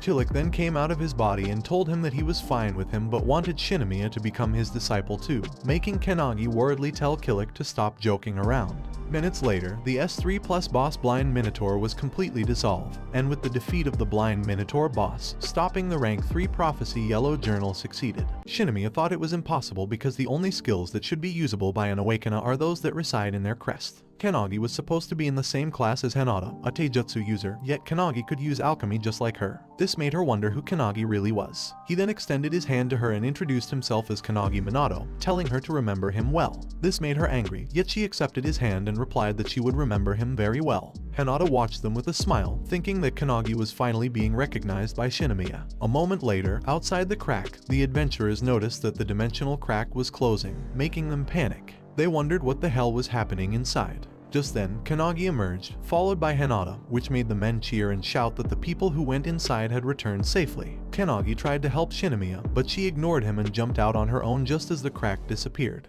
He then asked if their mission was finished, and she replied that they just needed to report back to headquarters. Hinata commented that it had been a rough mission. Kisaragi then approached them, bowed, and thanked them for saving him and his men. He told them that he wouldn't expect them to explain who they were affiliated with or what had happened inside. Shinomiya agreed and thanked him for his understanding. She then showed her necklace pendant and told Kisaragi to include the emblem in his report, as it would explain everything. Kisaragi acknowledged this and told them to seek them out in times of danger, but she replied that there was no need to worry. Such cases were rare and they might not meet again, so they should return to their daily lives. This made Kisaragi smile, realizing that they were civilians in the end. On May 11th, in Prefecture K Village, a bright red light hit the village and spread rapidly, marking the whole area. Meanwhile, at the anti-prophecy headquarters, Shinomiya and her team arrived. She mentioned that they still needed to write a report, but Hinata checked his phone and informed them that they were being summoned. She asked why they were being summoned right after a mission and where it was from. Hinata replied that it was from the laboratory. A few minutes later, they arrived at the anti-prophecy headquarters, laboratory, 3rd conference room. They were surprised to see 2 serious-looking men inside the room. The red-haired man, Sue, remarked that it seemed Shinomiya took a long time just to close a rank 3 disaster, noting that if he recalled correctly, Sue was present when they met him. Shinomiya shouted at Sue to stop acting high and mighty, reminding him that he was not their leader, prompting Hinata to tell them to calm down. She then asked Director Kirihara what he needed from them. Kirihara started a video and told them to watch it, as it had been sent by the analysis team. They saw a burning object, and Shinomiya asked if it was charcoal. Kirihara replied that it was a prophecy grimoire, explaining that it had been found burned in a volcanic area and had been under analysis since then. He mentioned that although it was burnt, recent AI and X-ray technology had allowed them to decipher part of it. While the content was unclear, one prophecy specifically mentioned Japan, which shocked everyone. Shinomiya was surprised to hear about a completely new prophecy. He asked Hinata if this was rare, and Hinata replied that he had never heard of it before. He explained that the Anti-Prophecies Research Department was excellent at gathering information about prophecies worldwide, and normally, a new type of prophecy should be impossible, but this case was special. Sue then summarized that all 4 of them needed to investigate the matter. Kirihara commended Sue's sharpness and informed them that the usual members were away, which was why Akihara was not there when they returned. Kirihara requested that all 4 of them be scouts for this investigation and said he would send the details via email, asking them to depart immediately. This shocked Kannagi, who asked if it was a new mission right away. Shinomiya told him that such situations happen sometimes, and Hinata assured him that he would get used to it soon, making him realize that the fate of the world was at stake. Sue then stood up and declared that he and his 3 subordinates accepted the mission. Shinomiya furiously shouted at Sue, demanding to know who his subordinates were. They proceeded to head to their mission while Kirihara reminded them that the scale of the mission was still unknown due to the sudden news. He advised them to be careful and to wait for the main force if the prophecy were to happen. He thought it was a special mission with an unknown rank and tried to reassure himself that it was just a scouting mission. Kannagi suggested that they should rest now as they had just finished their previous mission, and it could cause problems later if they were too tired. Shinomiya snapped back, telling Sue not to order her around and insisted she was fine without sleep. Kannagi replied that he would take that offer, and Hinata said goodnight, leaving Shinomiya surprised. The 2 men slept peacefully on either side of her while she pushed herself, slapping her face and telling herself she wouldn't sleep. However, just minutes later, she fell asleep, drooling. Later, Sue shouted at her to wake up, startling her awake. She rushed outside angrily, demanding to know why he didn't wake her up. But he just told her to look down. She looked down and was shocked to see a mark in the village. Hinata noted that the situation was pretty bad and that the prophecy was almost complete. She observed a large magic circle and asked if the red pillars represented the 23 residents in the report. Sue confirmed, noting it was similar to the incident at Wakayama's mansion. He explained that 30 years ago, during a similar prophecy, they had narrowly avoided a dimensional hole opening. Suddenly, the pillars began to shine, causing them to panic. Hinata shouted that they needed to move fast. Hinata asked what they should do, and Sue grabbed his sword from his back, replying that they had to stop it. Shinomiya remembered Kurohara's instructions to wait for the main force and asked if they were planning to ignore the director's words. Suddenly, they heard a strong explosion behind them. Turning around, they saw that it was coming from Kannagi's power. He asked if they were ready to go. Shinomiya and Hinata were surprised to see that Kannagi was stronger than he had been that morning. Sue acknowledged that Kannagi wouldn't hold them back and then jumped, shouting for them to follow him. Kannagi jumped next, while Hinata ran down, and Shinomiya floated to follow them, warning them not to be reckless and shouting at Sue not to order them around. Meanwhile, the founders saw the shining pillars and smelled a nostalgic scent. Inoki agreed, saying they had smelled it many times during their lives. Near the tomb, the ground rose up, and a hand emerged from under the ground. Inoki identified it as the smell of a forbidden technique. Prophecy, Book of Scorching Heat. Walking through 10,000 moons, a red moon shall appear silently, and the scorched bright sky will lead into the underworld. An Awakener, Bandu Shijima, the leader of Dark Magus, committed genocide during the peace period. He was soon killed by the Onmyojis, but in the process, a certain village was dragged into the ordeal. Shijima, coughing in pain and splattering blood on the ground, knew he wouldn't hold on much longer. However, he vowed that in 1,000 years, he would be alive again, devour every living being, and reign over the world as a demon king. In the end, Bandu Shijima left his forbidden technique in the world, and the magic circle he had drawn showed how living beings would be sacrificed for his resurrection. The team then figured out that their mission was now to investigate and prevent the prophecy of scorching heat. Boss Bandu Shijima was resurrected, but he was disappointed to find himself with only a little power, wondering if the sacrifices had been insufficient. Looking around, he noticed that despite 1,000 years passing, the place hadn't changed much. He guessed it was fine because there were still living sacrifices around. As they launched an attack on him together, Shijima activated his dark art, a plate of yin, which released a strong fire at them. He worriedly called for Hinata and Shinomiya, but they both replied that they were fine. He warned them to look below, and they were shocked to see hands emerging from the ground, realizing there was another threat at their landing spot. Shijima then used his dark art, Death Realm, releasing a swarm of hands from underground to grab Shinomiya, and Hinata rendering them immobile. They realized that Shijima was an expert in using his skills, which meant their enemy was really strong. Shijima then dodged his penetration attack, and the Dragon's Claw of Rowan, and the Feet of Light of Eilerson. However, Shijima dodged them and remarked that his movements were not bad, but he was still an amateur. Kannagi was then surprised when a plate of yin appeared beneath him and once again released a strong fire. However, Shijima was even more surprised when he avoided it and saw him gathering power at his hands. He used his thunderbolt and threw it at Shijima, but Shijima easily caught it with his finger, which surprised him. Shijima then told him that it was a pretty good attempt. At that moment, Sue appeared behind Shijima and launched his sword with his chrysanthemum skill. The attack was about to caught Shijima, but Sue was pissed when he saw Shijima upside down balancing with his nail on his sword, telling him that it was close. Sue raised his sword, telling Shijima that from the beginning, he knew he wouldn't lose with that much power. He then pierced his sword into the ground, activating his Autumn Thistle skill, which released a rainfall of attacks. Shijima easily dodged them, laughing and commenting that it looked like rain, with Sue's skill essentially creating multiple light swords. Shijima raised his hand, admitting he wasn't proficient with swords but knew how to stop Sue. He thrust his hand at Sue, who fortunately blocked it with his sword in time. Shijima praised him, acknowledging him as the strongest person in the group. Shijima and Sue continued to fight, and Kannagi noticed that Sue was practically bottomless in strength, completely different from any enemies he had encountered before. He felt that Sue was as strong as Ikehara or even the founders, making him wonder what to do next. Suddenly, he heard Shinomiya shout his name and saw them burning the hands with their magic power. Hinata and Shinomiya rushed to help Sue, with Shinomiya shouting at him not to just watch. Shijima threw something at them, warning them not to get in his way. They were surprised as different colors of magic power swirled closer to them. The magic power then transformed into skeleton demons. Hinata kicked and Shinomiya hurled magic power at them, shouting for them to move away. They were pissed when they realized that the monsters' bodies were the same as that of a minotaur. A green minotaur skeleton monster appeared in front of him, but he simply exhaled, gathered power in his fist, and swung it at the monster. Meanwhile, Sue fought Shijima one-on-one. Shijima teased him, saying it was bad that Sue wouldn't be able to get any help. Sue managed to slash Shijima's shoulder and retorted, asking what he meant by help when he didn't need any. Sue recalled someone telling him to stay away, claiming he was enough on his own. Sue then told Shijima that the only thing he could rely on in this world was his own ability, which made Shijima laugh and shout that he also didn't need anyone else and would devour everything. Shijima then launched his hands at Sue with incredible speed. Sue tried his best to block every attack with his sword, knowing he needed to be faster. Suddenly, Sue heard Kannagi shouting his name and dashed toward him. Shijima peeked back, wondering why Sue was there and how the skeleton demons were faring.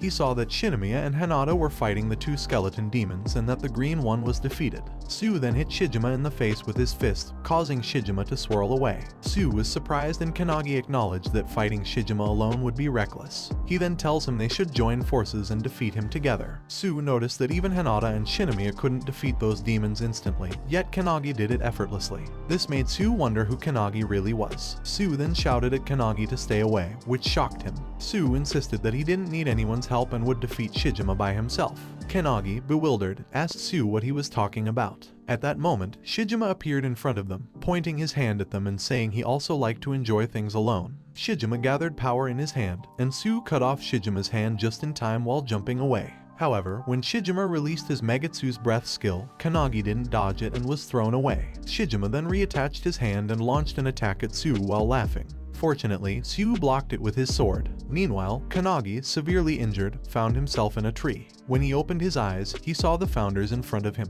Hinoki told him that he had fainted, allowing them to finally summon him there. Despite the pain in his body, Kannagi stood up, insisting he had to go back. Malchus told him he had to step away from the fight, which surprised and confused him. Meanwhile, Shijima and Sue continued their battle. Shijima remarked that their ways of thinking were the same, and Sue noticed he couldn't cut Shijima with his skills anymore. Shijima declared that they didn't need anyone else and that he would devour everything. Shijima then slashed Sue's sword in half, shocking him. Sue quickly took out another sword from his inventory and tried to pierce Shijima, but Shijima easily dodged it, teasingly shouting at Sue to entertain him more. Sue did his best to fight back. Hinoki told Kannagi that Sue was stronger compared to Hinata or Shinomiya, yet Sue was still not on par with the Dark Magus. It was something too much for him to handle right now. Malchus explained that Shijima's precision in performing his resurrection was extremely high. If many humans were living in that place, then Shijima was practically a demon king already. If Shijima were to consume Sue's life, he would definitely get stronger, leading to many civilian casualties. Hinoki told Kannagi that they could say the unknown rank prophecy was pure coincidence because they found that grimoire,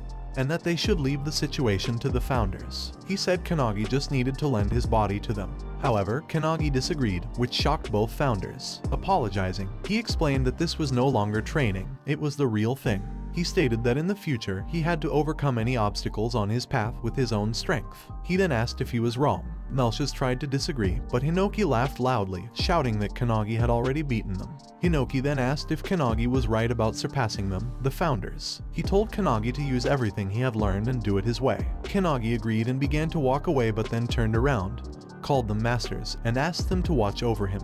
He then dashed towards Shijima and Sue at full speed, leaving Hinoki smiling and Malchus stunned. Meanwhile, Shijima continued to attack Sue, teasingly asking if he had anything else, which pissed Sue off. Shijima then struck Sue's sword from beneath, sending him into the air. Gathering power, Shijima aimed at Sue, telling him it ends there. Sue accidentally let go of his sword, wondering if that was the best he could do. Suddenly, Kannagi grabbed Sue's sword, surprising him. Kannagi then told Sue he was borrowing his sword. Sue frowned and called him a newbie, but then Kannagi pushed Sue down, and he landed safely on the ground. Shijima finished gathering power and released his Magatsu breath. As it approached, Kannagi positioned himself in Hinoki's one-handed sword style, and unleashed the Gektraudachi wave cutting blade skill, which pierced through Shijima's Magatsu breath attack and cut Shijima's hand in the process. Shijima was stunned, shocked, and wondered what that skill was. Shijima then shouted, asking who the hell Kannagi was, and Kannagi replied that he was Kannagi Minato, the man who would surpass the founders. Hinoki turns to Malchus and asks her what she thinks. She responds by asking if he's wondering whether Kannagi can win against the Dark Magus. Malchus then tells Hinoki that all they can do now is watch over Kannagi. However, Hinoki knows that Kannagi isn't foolish. He wonders if perhaps Kannagi learned something new during training, maybe while he was sleeping in the car, or if it's something far beyond that. This thought excites Hinoki as he watches Kannagi battling Shijima. Meanwhile, Sue observes Kannagi using Hinoki's one-handed sword style technique, making him question who Kannagi really is. Sue recalls when Kannagi suggested they join forces to defeat Shijima together, but Sue had refused, insisting he didn't need anyone's help in battle. Now, biting his lip in frustration, he regrets his decision.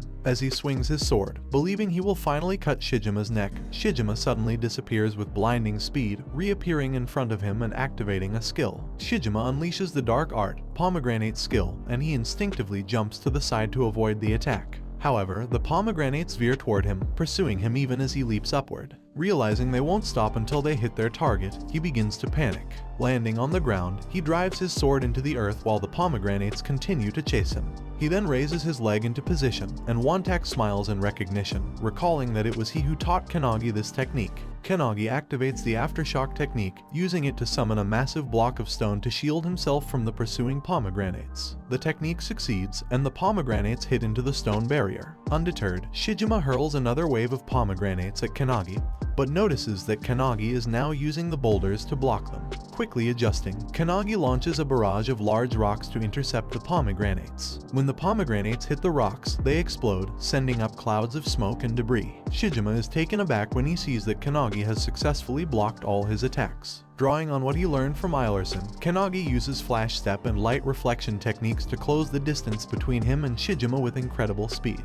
He appears behind Shijima just as Shijima is gathering more power to launch another attack. Sue swings his sword at Shijima, but Shijima manages to dodge at the last second, sustaining only a scratch. As Shijima blocks Kannagi's next attack with his sharp claws, he begins to wonder if Kannagi might be an irregular. Shijima then used his Plate of Yin skill, which exploded, sending him flying and injuring him since he couldn't avoid it in time. Despite the injury, he managed to position himself on one of the floating rocks, recalling the founder's advice to stick to the basics and utilize all the skills they had taught him. Gritting his teeth, he dashed at Shijima with incredible speed, attempting to slash him once more. Shijima was shocked, unable to believe what he was seeing. He noticed that the young warrior possessed swordsmanship, physique, magic, and movement skills, all at an exceptionally high level of mastery. Though these skills didn't pose a significant threat to him, he found himself wondering just how many techniques this young man had up his sleeve as he was surrounded by a flurry of rapid slashes. Hinoki and Melchus watched in astonishment. Melchus knew that it was one thing to fight against a monster, but to implement everything at such a high level against Shijima showed that he was growing at a tremendous speed. Yet, despite his rapid development, Melchus was still uncertain. Shijima, finding his opponent intriguing, decided to use his forbidden art, unleashing a powerful surge of dark magic that shocked both the founders and Shinomiya. Suddenly, a massive skeleton foot slammed down in front of her. Fortunately, she leaped away just in time, but when she turned to look back, she was stunned to see the skeleton fusion. Shijima, with a smirk of pride, told Kannagi that his efforts were entertaining.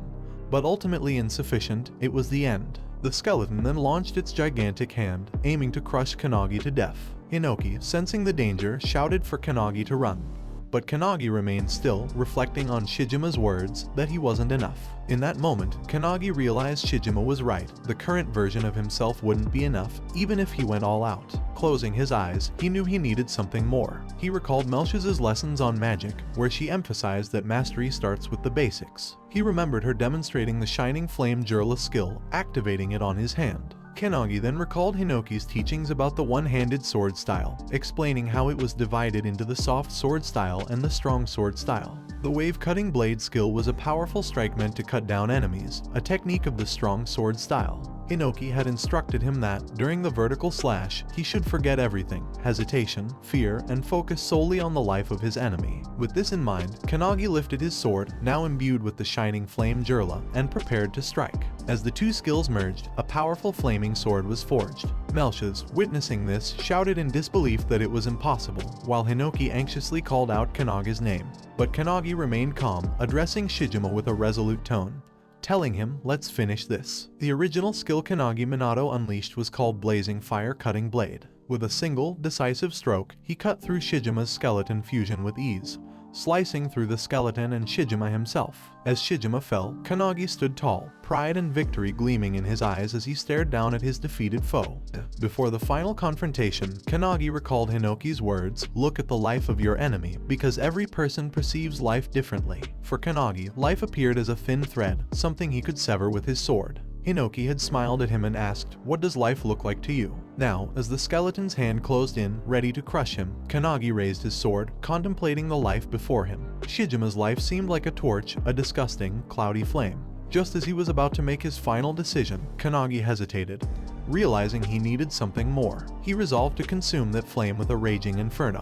This realization fueled Kannagi's power, enabling him to slice through the skeleton fusion effortlessly and burn it to ashes. Shijima, witnessing his creation's destruction, stuttered in disbelief, muttering that it was impossible. The founders were equally stunned. Melchus realized that Kannagi had successfully fused her magic with Hinoki's sword technique. Someone nearby questioned whether what Kannagi had done was truly swordsmanship. At that moment, Killick shouted excitedly, declaring that it was indeed fascinating, surprising both Hinoki and Melchus. Killick then exclaimed that Kannagi must be an irregular, capable of switching between and combining various skills in ways that no one had anticipated. What Killick had thought was mere coincidence turned out to be Kannagi's deliberate fusion of two, or possibly more, different skills into one. As Killick spun around in his chair, laughing, Hinoki mused to himself that Killick was indeed a peculiar fellow. Melchus, still processing what she had seen, told Hinoki that if Killick was correct, they might have underestimated Kannagi's potential. She asked if it was really wise for them to continue raising Kannagi in this way. Hinoki, with a smile, assured her that it was perfectly fine.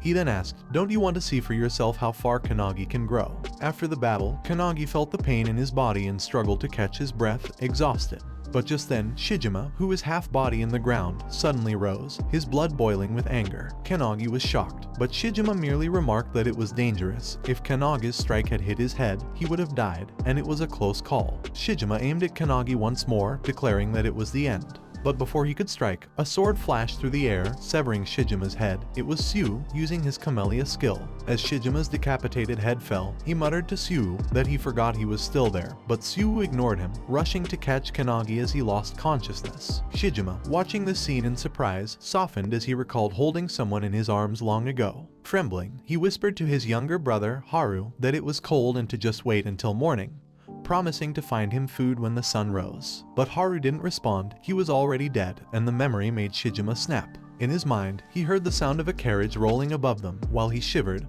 trying in vain to keep warm. He could hear people singing and celebrating in the distance, and he wondered, with growing bitterness, why they had to suffer while others rejoiced. As Shijima's head began to disappear, he spoke to Sue with a fading voice, saying that being alone can be fun, but then asking if it's true that it's also lonely. With that, Shijima vanished completely. Sue, after gently laying Shijima's remains down, stood up and began to say, "I'm not lonely, and even if I am alone," but before he could finish, the barrier above them began to crack. Shinomiya and Hinata rushed over to them. Shinomiya, filled with concern, asked if Kannagi was okay and if he was still alive. Sue reassured her, saying that Kannagi's life wasn't in danger, which brought Shinomiya a sense of relief. However, Hinata quickly interrupted, expressing his relief that everyone was safe but warning that they should save the celebration for later. The barrier was collapsing from within. He anxiously asked what would happen if the energy emitted from the village to sustain the barrier exploded. Sue grimly replied that they would be crushed to death for sure if that happened. He stated that when the barrier collapses, they must strike it with their strongest attack to deflect the explosion.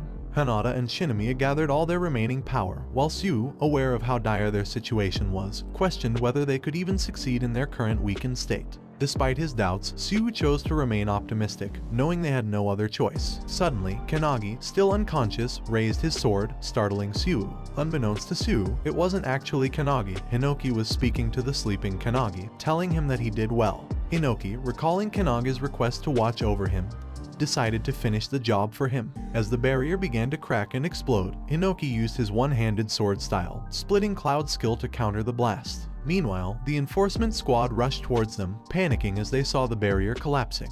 The barrier shattered into pieces, and the enforcement team, fearing they were too late, asked their captain if they had failed. The captain replied, no. They then saw a powerful force piercing through the barrier, a radiant sword's light, shocking everyone. The anti-prophecy unit and the captain of the Sue squad, Sue Makoto, noticed that the Sword of Light was resolute, without any hesitation, and wondered who could have wielded such power.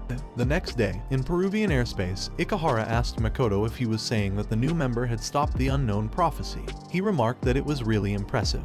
Makoto, who was still in Japan after just defeating a boss, replied that the highest disaster rank they had faced so far was rank 2. Technically, he was facing a rank 1 right now. Ikehara, from his vantage point in the airspace, responded with amazement, noting that it seemed like the team had grown significantly while he wasn't watching over them. Makoto then mentioned that the core member who stopped the prophecy was Kannagi Minato, who had joined them less than 2 days ago. He acknowledged that it was Ikehara who found Kannagi, but he was curious about who Kannagi really was. This made Ikehara smile. He explained that Kannagi was the one who would end all the prophecies and was probably the existence they had been waiting for all this time. Makoto asked if Ikehara had such high expectations for Kannagi. Ikehara suggested that if Makoto was curious, he should meet Kannagi directly. But Makoto, with a slight impatience in his voice, told Ikehara to hurry back already, complaining that without him around, things were getting boring. Ikehara laughed, admitting it was his fault, just as Rin informed him that the target was right in front of them. They then spotted the super-ranked prophecy boss, the origin of the suicidal infection, Ishtam. A sound emanated from the airspace, waking Ishtam. Ikehara readied himself, releasing his Divine Wind Turbulence skill, and told Makoto to wait for him because he intended to finish it thoroughly. Meanwhile, Kannagi opened his eyes, startled to find himself in a room. A nurse greeted him when she noticed he was awake. When he asked where he was, she explained that they were at the anti-prophecy infirmary. She mentioned that he had been sleeping since the end of his mission, making him wonder if he had lost consciousness so badly that he couldn't enter the space where the founders were. The nurse then drew back the curtain, commenting that since he looked fine, there was nothing to worry about. She told him to call if he needed anything. To Kannagi's surprise, Sue was behind the curtain, watching over him the whole time. Kannagi looked around, asking Sue where Hinata and Shinomiya were. Sue replied that they had been training since their return, frustrated by their perceived uselessness. Sue then added that Kannagi's power was overwhelming in other areas, leaving Kannagi confused. Sue stood up, walked closer, and demanded to know who Kannagi really was. He pointed out that in less than 2 days, Kannagi had defeated a rank 3 boss and potentially a rank 1 boss. Sue also mentioned that he had never seen or heard of anyone using the type of skills Kannagi possessed, and pressed him for answers. Kannagi, however, was just as confused as Sue, which only angered Sue more. He was about to angrily shout at Kannagi, demanding to know how he could be so strong, when suddenly the curtain opened, and Makoto entered, apologizing for interrupting, shocking them both. Makoto asked, "Are you Kannagi Minato?" Kannagi stutteringly replied, "Yes," while wondering who this person was. Sue called Makoto his big brother, but Makoto ignored him and walked past, only glancing back to see Sue all bandaged up. Just as Kannagi was about to speak, Makoto suddenly swung his sword at him. The blade cut deeply into the wall, shocking Sue, who stared at his brother in disbelief. Fortunately, Kannagi jumped away just in time to dodge the attack and angrily asked Makoto if this was some kind of test. Makoto, knowing that a normal trainee wouldn't have been able to dodge it, replied that it was indeed a test, and that Kannagi had passed. This both surprised and confused Kannagi. Makoto then introduced himself as the captain of the Sue squad. Kannagi looked at Sue, remembering that Sue had called Makoto his brother. Makoto then informed Kannagi that, considering the results of his feats during the potential rank 1 disaster, he would be temporarily joining the Sue squad. This announcement shocked Kannagi and left Sue in disbelief, as he couldn't believe that his big brother Makoto, the captain of the squad, was directly inviting Kannagi, especially when Sue himself hadn't been allowed to join. Makoto then walked out of the clinic, telling Kannagi that they would be starting the briefing, and that he should follow him. Kannagi replied with a hesitant yes, while worriedly looking back at Sue, who stood silently, gripping his hand tightly until it bled in anger, whispering Kannagi's name repeatedly. Meanwhile, in the anti-prophecy training area, Hinata and Shinomiya were training together. They had been working hard for hours, surrounded by a swarm of weapons. Shinomiya expressed her frustration, saying that no matter how much they trained, they wouldn't be able to reach Kannagi's level, which only fueled their determination. Suddenly, someone cheerfully barged in and greeted them. It was Ikehara. He announced his return and mentioned that he had brought souvenirs from Peru. He offered them chocolates and rugs made from alpaca fur, but his souvenirs were sent flying when Shinomiya excitedly shouted his name. Both she and Hinata rushed to him, eagerly asking how long he would stay in Japan. Ikehara replied that he might stay for about a week. Determined, they asked Ikehara to train them because they didn't want to fall behind Kannagi. This surprised Ikehara, who hadn't expected to see such blazing determination in their eyes. He realized that Kannagi's influence had reached them too. He praised them and then asked about Sue, sensing his presence behind him. Sue, who had been listening, took off his bandage and replied that he would be joining the training as well because he refused to be left behind by Kannagi. All this occurred while Kannagi was following Makoto, unaware of what was happening in the training area. Everyone is confused by Sue's statement, so he elaborates, explaining that Kannagi is being scouted by his older older brother, the captain of the Sue squad, and that Kannagi will be joining them as a temporary member. Shinomiya and Hinata are stunned by this revelation, unable to believe that Kannagi has advanced so far already. Ikehara then recalls advising Makoto that if he was curious, he should meet Kannagi directly. Sue, however, laments that this situation arose because he is lacking compared to Kannagi. Meanwhile, in the hallway, Kannagi asks Makoto what kind of briefing they're heading to. Makoto replies that it concerns their next mission and that they'll be departing tomorrow morning. Makoto suddenly stops and, with a serious tone, calls Kannagi by name, asking if he is close to Sue. Although Kannagi has known Sue for less than 2 days, he reflects on their recent battle against Shijima, during which Sue lent him his sword and stayed by his side while he was unconscious. Considering this, Kannagi responds that they are indeed close, to which Makoto simply replies, "I see." Back in the training area, Sue confides in the others, saying that his brother Makoto doesn't care about him at all, but he quickly adds that Makoto is truly concerned for Sue. Sue shares that just moments ago, Makoto couldn't even meet his gaze, and Makoto explains that it's because he can't bear to see Sue's injuries. Frustrated, Sue shouts that the only way for Makoto to truly see him is for him to risk his life and grow stronger. But Makoto counters, saying that Sue doesn't need to be that strong, he just wants him to be safe. Kannagi then insists to Makoto that they are very close brothers, and Makoto agrees, stating it's a given. Sue turns to Ikehara, Shinomiya, and Hinata, declaring that he must surpass Kannagi to earn Makoto's acknowledgement.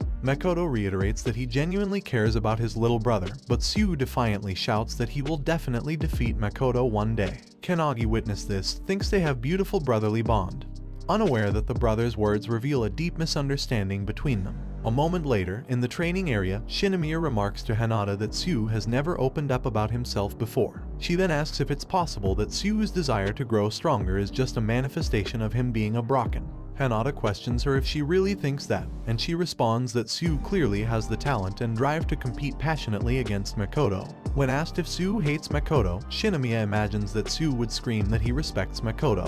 As they talk, Shinomiya suddenly attacks Hinata, stating that Sue simply wants to earn his older brother Makoto's attention. Hinata dodges her strikes and comments that it's a touching story. Meanwhile, on the other side of the room, Sue is furiously attempting to land a hit on Ikehara, who is casually eating chocolate from Peru. Hinata, observing this, then asks Shinomiya if it really is such a touching story after all. The 3 rules of the Sue squad are simple. First, be swift. Second, maintain your offensive. And third, overcome your weaknesses. Within the combatant forces, the Sue squad is considered the strongest among the anti-prophecy units, primarily due to their exceptional combat abilities. The number of members is fixed at a minimum of 7, aiming to be a small but elite force, with their main targets being rank 1 and above prophecy. Koriyama Takeru, a member of the Sue squad, explains to Kannagi that what he was told, and their captain Makoto carries about 90% of the squad's firepower. The rest of them are basically just extras. Since he's only a temporary member, he doesn't need to worry and their captain will finish things in an instant. While Kannagi listens, typing quickly on his phone as Takeru talks. Frustrated, Takeru shouts at him to at least put down his phone.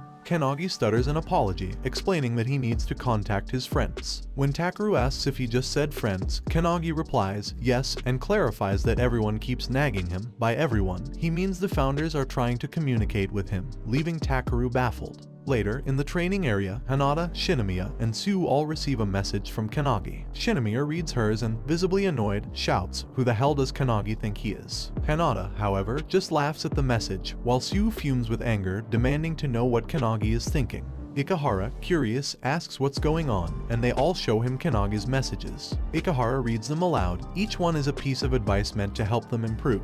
He chuckles and comments that the advice is actually good. Then, he notices something remarkable. The advice is detailed and specifically tailored to each of the 3 of them, at a level that suggests Kannagi has been observing them closely. Ikehara then tells the group that they've received such wonderful presents and asks whether they plan to accept them or perhaps reject them. Hinata replies that he's going to accept, prompting Shinomiya to shout that she will too. Meanwhile, Sue, fuming with anger, screams that he'll make Kannagi regret it for sure, as he believes Kannagi was essentially aiding his enemy. However, Ikehara reminds Sue that Kannagi's gesture was not one of enmity, but of friendship. With a smirk, Ikehara tells Kannagi to prepare himself, causing Kannagi to sneeze. Takeru then points out that they can already see something from where they are. As he wipes the fog from the window, he is surprised to see the towering, snow-covered peaks of the mountains, a rank 1 prophecy, frozen Earth. It's a disaster that could freeze the entire surface of the Earth. The scale of the catastrophe keeps expanding, and the affected area is expected to grow exponentially. If left unchecked, the whole planet could be encased in ice in the near future, leading to a dangerously dire situation.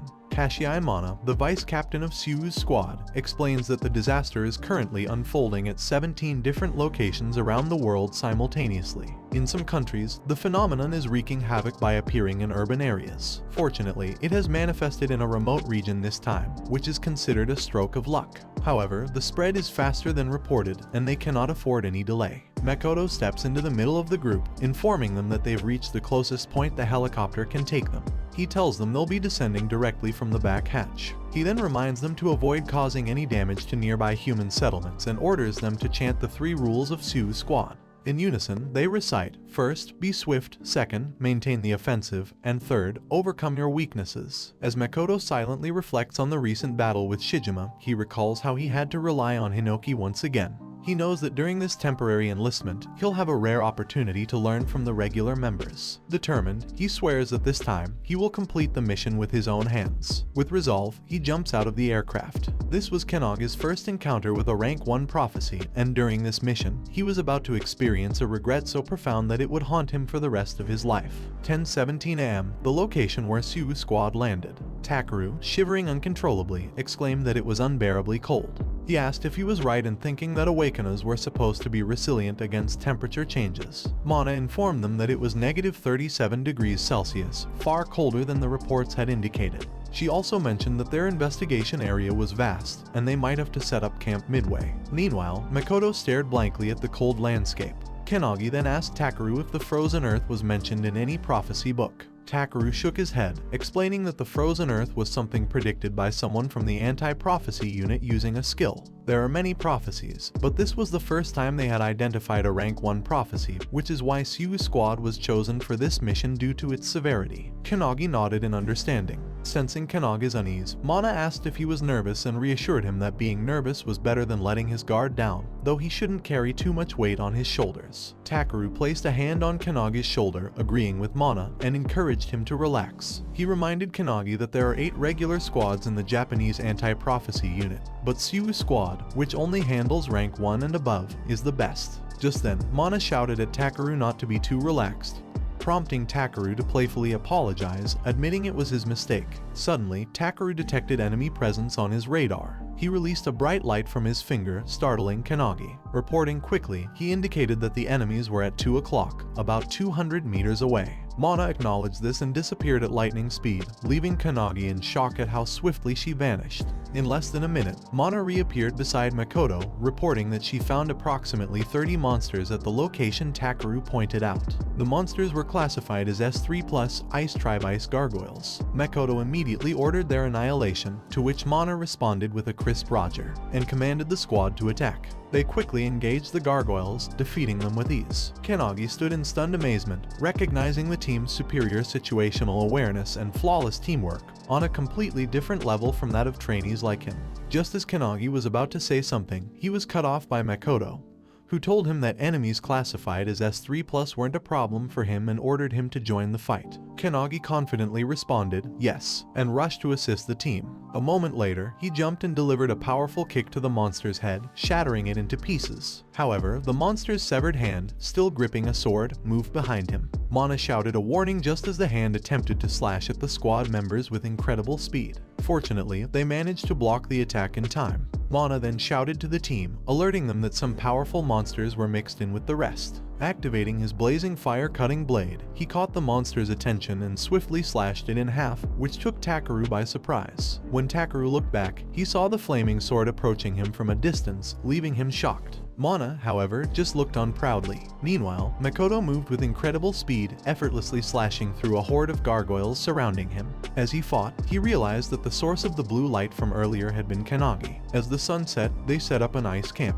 Takeru scouted the area for safety. Mana asked Takeru how the situation looked, but he replied that it was futile, at least the boss wasn't within a 10-kilometer range. She suggested they spend the night there and asked where Kannagi and Makoto were. Outside by the firewood, Kannagi was staring at his hands, closing his eyes as he remembered how he had grasped the concept of fusing skills during his battle against Shijima. He thought he should be able to do the same with another skill, and he began to concentrate, telling himself he could definitely do it. Just as he was about to merge the skills, Makoto appeared behind him, startling him with his sudden presence. Makoto asked if he had disturbed him, and Kannagi, stuttering, replied no, but admitted that Makoto had really scared him by approaching so quietly. Makoto then asked if this was Kannagi's first camp, to which Kannagi confirmed it was. Makoto inquired if it was tough, and Kannagi replied that he was managing fine. Makoto then said he really wanted to go home, even if just for a second, leaving Kannagi puzzled. When Kannagi asked why, Makoto responded that he missed smoking his cat, causing Kannagi to look at him in confusion. Makoto repeated that he missed smoking his cat, and as he reminisced about sniffing his cat, he shyly covered his face. This left Kannagi in shock, asking if Makoto was talking about drugs. Kannagi was surprised to learn that Makoto had a cat and curiously asked what kind of cat it was. Makoto then sat down close to him, showing him a video on his phone. The closeness surprised Kannagi, but when he saw the video of the cat, he couldn't help but say it was cute. He asked Makoto what the cat's name was, to which Makoto replied, Oribe Manju, leaving Kannagi puzzled by the unusual name. Looking at the pictures, Kannagi noticed that the cat always seemed to have an angry expression. He asked Makoto if he really missed his cat, to which Makoto replied with a laugh, not at all. He explained that no matter where he laid down, his clothes were always covered in fur, the walls, and even he, were full of scratch marks. Makoto added that Oribe also vomits hairballs and hates being hugged, making everyday life difficult. Despite this, Makoto found the cat's aloofness endearing, saying Oribe was like someone who couldn't open his heart, which he thought was cute, just like Sue. This left Kannagi wondering if everyone who liked cats was as eccentric as Makoto. Makoto then wished he could talk with Sue as easily as he did with Oribe. Kannagi stared at him for a moment before suggesting that, since he was an only child, he might not fully understand Makoto's feelings. Still, he advised Makoto to try treating Sue the same way he treated Oribe. Makoto was taken aback by the suggestion but then smiled, admitting that Kannagi was right. As they continued watching videos on Makoto's phone, Kannagi was shocked to hear Makoto sweetly telling Oribe how cute he was and offering him snacks, only for Oribe to bite his hand in response. Kannagi asked in disbelief if Makoto was treating his cat like a baby. Makoto responded by asking if that was really so strange, then, with a more serious tone, asked Kannagi if he could practice talking with him. Kannagi was about to decline when Mana appeared, calling them back to camp because they would be departing early the next morning. Makoto acknowledged her with a playful meow, leaving Mana stunned and unable to believe what she just heard. That night, neither Kannagi nor the Sue squad knew that a mysterious figure was making his way toward the same mountain. A man with an open shirt was being stopped by someone who warned him that he'd die if he entered the mountain dressed like that. The person asked if the man was an Awakener and if he was there on a mission. The man simply replied, yes, explaining that he was there to fulfill the prophecy of that place, an important mission. Little did anyone know that a lone Awakener was heading toward the same treacherous mountain. Later, in Kannagi Minato's realm, while he slept, his training for the day focused on archery to improve his concentration. Margit reminded Kannagi that it had been almost 25 hours, cautioning him that he never knew when his enemy might come. He asked if it was painful and explained the reason behind maintaining such intense focus as he stood sweating, holding a bow with an arrow drawn. Hinoki loudly questioned why today's training wasn't swordsmanship, but Melchias quickly silenced him, reminding him that he had his turn yesterday. Despite this, Hinoki continued to curse, though Margit noted that Kannagi remained undisturbed by the noise. He praised him, observing that his concentration had improved significantly since their first session. Kannagi, still holding his bow, admitted that he was now working with an incredible team and wanted to give his best. Suddenly, a target appeared at high speed, and without hesitation, he released the arrow, hitting the target dead center. Margit praised him for a job well done, and Kannagi exhaled in relief. He reminded him not to forget the feeling he had in that moment and decided to end the day's training. Exhausted, he collapsed onto the floor, stuttering as he thanked him. Hinoki rushed over, asking if it was finally over, then drew his sword, suggesting they continue training until it was time to wake up. Early in the morning, Makoto woke everyone up, his eyes dark with exhaustion from training. He announced that today was the day they would find and defeat the prophesized boss. On the second day of their expedition on Frozen Earth, Takeru shouted for everyone to look ahead. At a distance of about 150 meters, they saw around 20 monsters. Mana quickly ordered everyone to spread out and engage, while an Ice Tribe Bluebird, estimated to be high-ranking, flew overhead, preparing to attack. In the realm, the founders were watching. Eilerson, the founder of Feet of Light, remarked that the mission seemed easy. Laylak, the founder of Flipper, responded, noting the strength of Kannaga's companions and suggesting that it wouldn't end as disastrously as their previous mission. Melchias noticed the silence of Kudu, the god of hands, and asked what was on his mind. Kudo admitted he wasn't sure, but something felt off as he watched Kannagi assist in defeating the bluebird monsters. A moment later, Mana reported to Makoto that they had cleared the area. Makoto praised them and asked Takeru for an update. Takeru replied that a large energy signature, likely the boss, was detected about 2,000 meters ahead and was heading their way. Suddenly, something massive appeared in the distance. Takeru, standing at the front, reported that enemy contact was imminent in 10 seconds, beginning a countdown as the boss growled loudly. In mere seconds, the boss, an unknown god named Komedes, appeared before them, wielding multiple swords and seething with anger. Its rank was unknown, but Mana sensed that its aura was far different from the trash mobs they had faced before. She ordered everyone to attack, and they vanished around Makoto at lightning speed.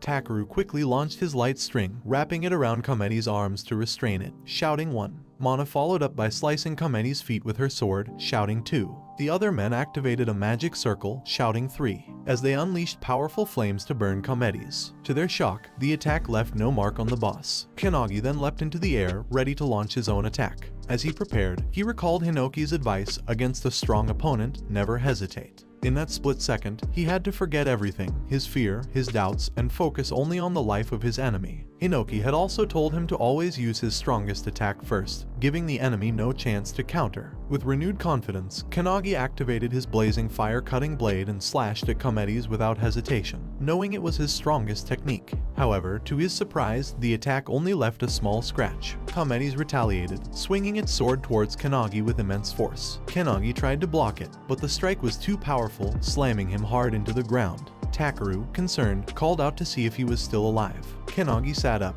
grateful that an icicle behind him had softened the blow. Kannagi realized that Komedes was far too strong. Mana and the others jumped back, understanding why the prophecy ranked it as their #1 threat. Mana called out to her captain, telling him they were counting on him. Makoto stepped forward calmly and told the team not to worry about him. Takeru quickly wrapped Makoto with his string, dragging him back while shouting that they were disengaging to avoid getting in the way of their captain. Komedes raised one of her swords and swung it down towards Makoto, causing a loud explosion. Takeru called out in concern, but both he and Komedes were shocked when Makoto, completely unscathed, responded calmly. He sees that she's indeed strong.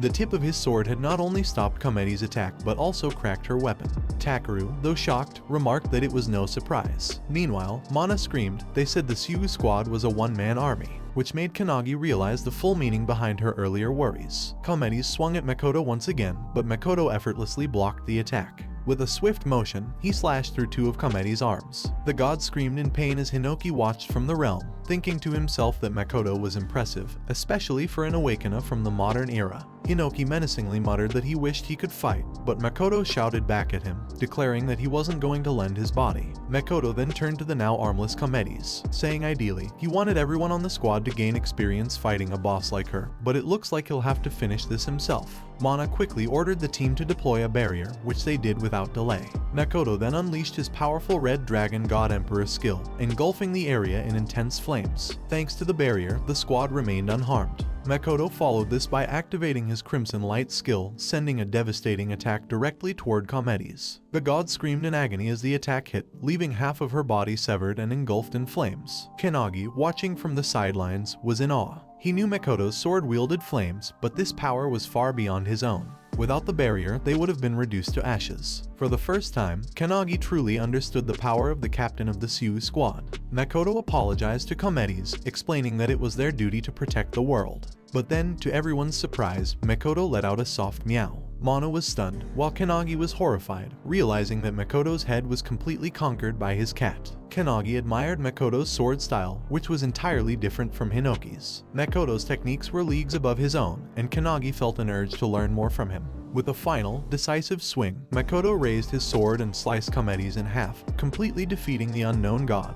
The team erupted in cheers at their victory, but suddenly, Makoto's arm was severed without warning. Shocked, he turned to see a hole pierced through the barrier and into Takeru's chest. Kannagi stood frozen in disbelief, watching as Takeru fell. Before he could react, one by one, the others were attacked with terrifying speed, killed before his eyes. Paralyzed by confusion and horror, Kannagi could do nothing but watch the chaos unfold. Kannagi snapped and rushed towards Takeru, but Takeru called him an idiot and pushed him away as another attack severed Takeru's remaining hand. Kannagi, shocked, stumbled back, watching in horror. Takeru cursed under his breath, frustrated that his radar couldn't detect the attack. He reached out towards his captain, Makoto, and apologized before collapsing. However, Takeru died with a smile, confident that Makoto had now located their enemy, which only fueled Makoto's anger. Suddenly, another energy ball struck Hisano in the side and neck, killing him instantly. Makoto shouted for everyone to hide among the terrain, warning that they were under a powerful skill-based attack. The team scattered in panic, but Kannagi remained kneeling on the ground, staring in disbelief at Takeru and Hisano's lifeless bodies. Meanwhile, an injured man hid with Mana, who was seething with anger. He noticed that Makoto's arm was gone.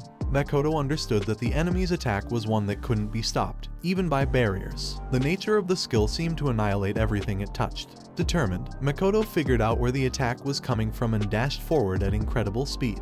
Mana, shocked and worried, called out for him to stop. But Komedi suddenly regenerated, its body reforming in front of them. Panic set in for Mana as she struggled to believe that a regenerating boss could appear at such a critical moment. Turning to Kannagi, Mana urged him to help defeat the boss, asking if he could move. But to her shock, Kannagi remained in the same position, kneeling in silence. He stutteringly called out to Valentine, pleading for someone to save or resurrect his fallen comrades, while fixated on the corpses before him. Valentine apologized, explaining that no matter what skills she used, she couldn't bring the dead back to life. Kannagi acknowledged this, but his voice wavered as he called out to Hinoki, Wantak, Eiler, and all the founders within him. They appeared before him, answering his call. He remembered his previous battle against Bandu, where he had relied on Hinoki in the end, swearing to himself that this time, he would complete the mission on his own. He hesitated and apologized, pleading for their help. Hinoki simply responded with a quiet, "I understand." Kannagi then lost consciousness, his body unmoving, but his hair began to turn a pale shade. Meanwhile, Makoto sped forward, analyzing the situation. He realized that the enemy's attack had pierced through Takeru's detection field, which had a range of about 3 kilometers. This meant the attack came from beyond that distance. Makoto also knew that the strike that killed Takeru and severed his own arm was a single, powerful attack. In short, their enemy was as strong as he was. Normally, Makoto suppressed his power to allow his squad to grow, but with his speed and keen eyesight, he could now easily pinpoint the enemy's location, more than 3 kilometers away, even through obstacles. Makoto thought back to Takeru, Hisano, Kawase, and Miromi, all of whom had fallen in this battle. He swore to himself that their sacrifices would not be in vain. With a determined release of his Crimson Light skill, flames surged forward, burning and slashing through the crystal ice that had been blocking his way. As the ice shattered, a dark magic ball floated ominously before him, and a man emerged from the shadows, acknowledging Makoto's ability to locate and attack so swiftly, impressed but also mocking. Makoto's attention quickly shifted as he realized his flames had been absorbed by the dark magic. The man taunted him, hinting that had his left arm still been intact, the outcome might have been far different, perhaps fatal. Emerging from his hiding place beneath the ice, the man faced Makoto directly, brushing off the seriousness of the encounter as if it were just a hypothetical scenario. Without wasting any time, the man unleashed several dark magic balls in Makoto's direction. Makoto, quickly regaining his footing, swung his sword back and hit the snow to create a diversion. The man was taken aback as Makoto successfully blocked his assault. Then, in an impressive display of speed, Makoto appeared behind him, attempting to slash his head with a decisive blow. To Makoto's shock, his sword was cleanly severed in half, and at the same moment, a sharp pain erupted from a wound on his side. The man seemed amused, commenting on how Makoto had likely believed he had the upper hand. However, it was clear that the tables had turned. Makoto, now on his knees, fought through the pain, his anger simmering beneath the surface. Determined not to give up, he attempted another strike, but the man easily evaded the attack, stepping aside with minimal effort. Taking advantage of the moment, the man delivered a forceful kick to Makoto's wounded side, sending a fresh wave of pain coursing through him. Makoto coughed up blood, yet with an unexpected resolve, he used the back of his sword to strike the man square in the chest, sending him hurtling into a nearby block of ice, which shattered on impact. Taking a moment to catch his breath, Makoto then asks the man why he went easy on him and points out that while firing those shots earlier, the man stopped after only a few, even though his skill should have been able to annihilate everything it touched. He adds that, no matter how he thinks about it, the power of the man's attack is too overwhelming to use continuously. He tells the man that if they are talking about attrition, they are both in the same position. The man gets up and tells him he was right, but they're not standing at the same position. because he was at the disadvantage right now. Makoto then recalls his squad and tells the man that the third rule of the Sui squad is to overcome their weaknesses. He releases a strong flame, surprising the man as Makoto burns his wounds closed to stop the bleeding. Makoto repeats to the man that the third rule is to overcome weakness, and then activates his Red Dragon God Emperor Scarlet Blaze skill. The man releases more Dark Orb, understanding that Makoto intends to burn his own life force as he is doing the same. As the man uses his Darkness skill, Makoto calls out to his squad, telling them to watch him, and shouts at the man to never look down on the Sui squad. Meanwhile, in the front, the unknown god Komedes let out a loud growl as Mana and the others stood ready to face it. Mana quickly realized that Komedes was still far too powerful for her to subdue alone. Desperate, she called out to Kannagi, who remained kneeling in the distance. She couldn't help but think that Kannagi's fighting spirit had completely faded after witnessing the deaths of Takeru and the others. It made sense to her. After all, Kannagi had only recently been an ordinary person before joining the anti-prophecy movement and becoming a hunter. But to her astonishment, she saw Kannagi rise to his feet, collecting himself. Just as she was about to call out to him, he suddenly dashed toward Komedes at incredible speed, attacking it with a powerful kick. With Eilerson's assistance, Kannagi managed to take down Komedes in an instant, leaving Mana stunned. As he walked away from the scene, a glowing yellow light radiated behind him. The founders standing nearby reassured Kannagi, telling him to leave the rest to them. Meanwhile, 4 kilometers away, Makoto and the man continued their tense standoff. Makoto raised his sword and unleashed his Scarlet Light Blade skill at the man. Although the man dodged the attacks with ease at first, he soon realized that the flames, which should have been extinguished, were re-emerging. The man knew his control over the darkness had its limits and that suppressing the flames was becoming increasingly difficult. Thinking quickly, the man launched dark balls at Makoto, but Makoto skillfully dodged them and seized the opportunity to move in. With a swift motion, Makoto managed to slice off the man's right arm, yelling that their positions had now reversed. However, the man, unfazed, taunted him, suggesting that it might not be so simple. In retaliation, the man landed a vicious kick to Makoto's wounded side, causing him to scream in agony and cough up blood. The intense pain brought Makoto down to the ground. As he lay there, the man approached confidently, stating that losing one arm wouldn't change the outcome of the battle, especially when Makoto still had a gaping wound in his stomach. The man continued, revealing that he had anticipated Makoto's strategy from the start. After gaining control over the darkness, he knew Makoto would come and attempt to force a close combat fight. Though he acknowledged Makoto's strength and decisiveness, he remarked that Makoto's actions had been predictable. This, he claimed, was why he would ultimately lose. Reaching into his bag, the man pulled out an object as he explained that Makoto's defeat had been preordained from the beginning, according to a certain book. As he revealed the book with a sinister grin, Makoto was shocked and immediately recognized it. He demanded to know if the man was holding the Book of Doom. The man didn't bother answering, instead opening the book with a creepy smile. The man coldly explained that while there existed an organization dedicated to opposing prophecies, there was also another group whose goal was to ensure that those prophecies were fulfilled. Makoto was stunned upon hearing the man's revelation and even more shocked when the man introduced himself as one of the 12 Apostles of the Apocalypse, a group known as the 12 of the Darkness. With confidence, the man declared that he would be the one to fulfill the prophecy. Makoto asked if the man's goal was to bring about the prophesied destruction, and for what reason, but the man merely asked in return if Makoto would forgive him if he told him the answer. Frustrated by the cryptic response, Makoto slashed at the man in a burst of speed, shouting that it was nonsense. His attack landed, cutting the man's ear and shoulder. Makoto felt a surge of confidence, thinking he could win. The man was nearly out of mana and should no longer be able to use his skills, and his body must be reaching its limit. Believing victory was within reach, Makoto unleashed his Red Dragon skill. However, the man smirked, taunting Makoto, claiming this would be his end. Reaching into his bag, the man pulled out a potion and immediately opened it. A bright light erupted from the bottle, forcing Makoto to shield his face with his arm. In the next instant, the man's fist shot out of the light, striking Makoto in the face with immense force. The blow slammed Makoto into a block of ice behind him. Dazed, he looked at the man in confusion, unable to comprehend how the man's severed right arm had been restored. The man explained that it was thanks to an artifact, admitting he hadn't wanted to use it due to its rarity and precious value, but felt he had no choice against him. The man dashed toward him again. Makoto immediately swung his Scarlet Light Blade in an attempt to keep him at bay, but the man effortlessly cut through the attack with his dark magic balls and pinned Makoto against the wall. The man then began to rain punches on Makoto's head. As the relentless blows continued, Makoto couldn't believe what was happening, realizing that the man had completely recovered. Makoto knew that artifacts were highly powerful items from the era of the Old Tower, typically controlled by nations because of how overpowered they were. No organization should be able to use such items freely, yet here he was, at the mercy of an artifact-wielding enemy. The man delivered another brutal kick to Makoto's side, causing blood to splatter everywhere as Makoto collapsed helplessly onto the ground. The man approached, gloating that Makoto had finally fallen. But despite his injuries and overwhelming hopelessness, Makoto refused to give up. He reached for his broken sword, determined that he could still win. His mind flashed back to his parents, Sue, the organization, and his team, reminding him of the responsibilities and unfinished business he still had.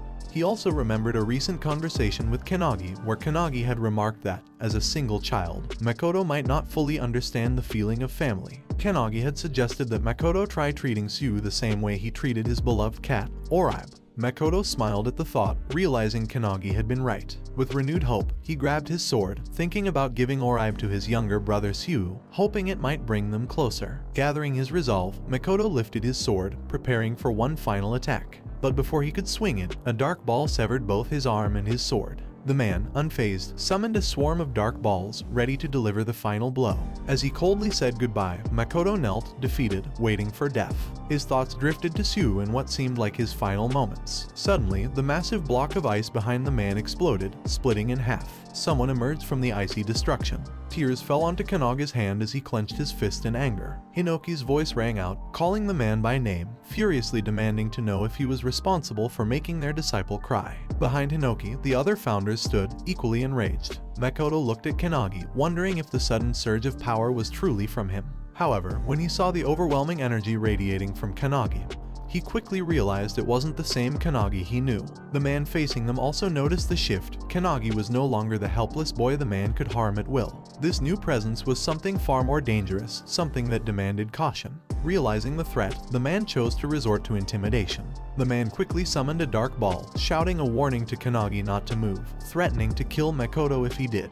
But before he could finish his threat, the man's arm was severed cleanly, leaving him in shock. He hadn't taken his eyes off Kannagi, yet he had no idea when or how his arm had been cut. Staring in disbelief, the man could only watch as blood dripped from his wound. Hinoki observed the scene and noted to the other founders that, as expected, Kanaga's sword was dull. Killick responded, agreeing that he didn't expect the blade to last more than a single strike. Killick then activated his power, summoning his Trismegistus skill, which transmuted various types of equipment. He announced to everyone that he would create weapons for them and urged them to show the man no mercy. The man, still reeling from his shock, restored his arm, causing Hinoki to question if the severed limb had regenerated. Melchus stepped in, explaining that it was not a simple regeneration, but a reversal technique. She hadn't expected a modern awakened one to possess such a skill, and she suspected the ability was connected to the artifact the man was using. According to Melchus, the artifact would allow him to continuously recover from any wound, but there should be a limit to how many times it could restore his injuries. At that moment, the man was struck in the forehead by an arrow, which came from Margit, who agreed with Melchus' assessment. However, the man recovered the wound on his forehead with startling speed. Wantak asked Melchus for advice on how to counter it, and she replied that they would need to keep killing the man continuously. Eventually, he would succumb. The man prepared to release another wave of dark magic balls, but before he could, Margit fired a volley of arrows. The arrows pierced through the dark magic balls before they could fully form, and Margit managed to hit the man in one eye and twice in the chest. The man staggered and fell to the ground as Margit angrily berated him for leaving so many openings. The man cursed in frustration while his body quickly regenerated the injuries. He then unleashed another attack, aiming dark magic balls directly at Kannagi. In response, Wantak took over Kanaga's body, effortlessly dodging each of the dark balls with incredible speed. Seizing the opportunity, Wantak grabbed the man's hand and delivered a powerful kick to his chin, followed by a palm strike directly to the man's face. Wantak, continuing his relentless assault, repeatedly struck the man's head, all the while informing the other founders that the man's skill could indeed annihilate anything it touched. While powerful, the skill was only effective upon impact, and the man couldn't use it properly if his vision was obstructed. Dodging the dark balls was mere easy task. Striking the man in the stomach, the man was sent flying a considerable distance away. Wantek then asks how many times the man has died, but Eilerson replies by asking if there's any point in counting. Kannagi approaches Makoto, who is still kneeling, and Makoto asks if he is Kannagi. Valentine, having taken over Kannagi's body, replies that she is not Kannagi. She then uses her preservation skill to heal Makoto's injuries and tells him that they are the founders, dwelling inside Kannagi Minato's body as heroic spirits. Valentine quickly dashes away, telling Makoto they are in a hurry. Makoto realizes that those inside Kannagi are the founders. The man stands up after being slammed and can't believe that his darkness balls were dodged so easily. He calls Kannagi a damn monster and tries to run away, but a sharp object appears in front of him and a spear pierces through his heart. The man screaming in pain, realizing he doesn't have time to think. Shimer asks Melchias if the man will continue dying if left like this, but Melchias replies no. The man quickly heals his heart and wounds, emerging from the spear, prompting Shimer to say he understands. Suddenly, a bright golden light appears above the man, and Eilerson crushes him to the ground with his foot, saying it's annoying. Eilerson wonders aloud from which part of the man's body he would regenerate if they destroy him completely. The man's body is in pieces, but it regenerates and he comes back to life. He dashes away, thinking he can't let Kannagi stop him and planning to escape after killing Makoto. However, when the man reaches the place where Makoto was left, he is horrified to see Kannagi waiting for him, telling him he's late. The man panics as Hinoki, who now possesses Kannagi's body, stands up and tells Makoto to watch carefully. Hinoki slashes the man into pieces with lightning speed, cutting him like paper. Despite his resolve to fulfill the prophecies and lack of fear of death, the man falters in the face of this overwhelming abnormality, realizing that the fear he had cast aside was closer than he thought. As the man's body recovers, he grabs something from his bag, thinking he must overcome his fear. Hinoki notices and swiftly swings his sword, cutting off the man's arm. However, the artifact the man had activated traps Kannagi inside the sand cage of time. Hinoki observes that the man's arm is not regenerating and continues to bleed, signaling the end of his regeneration ability.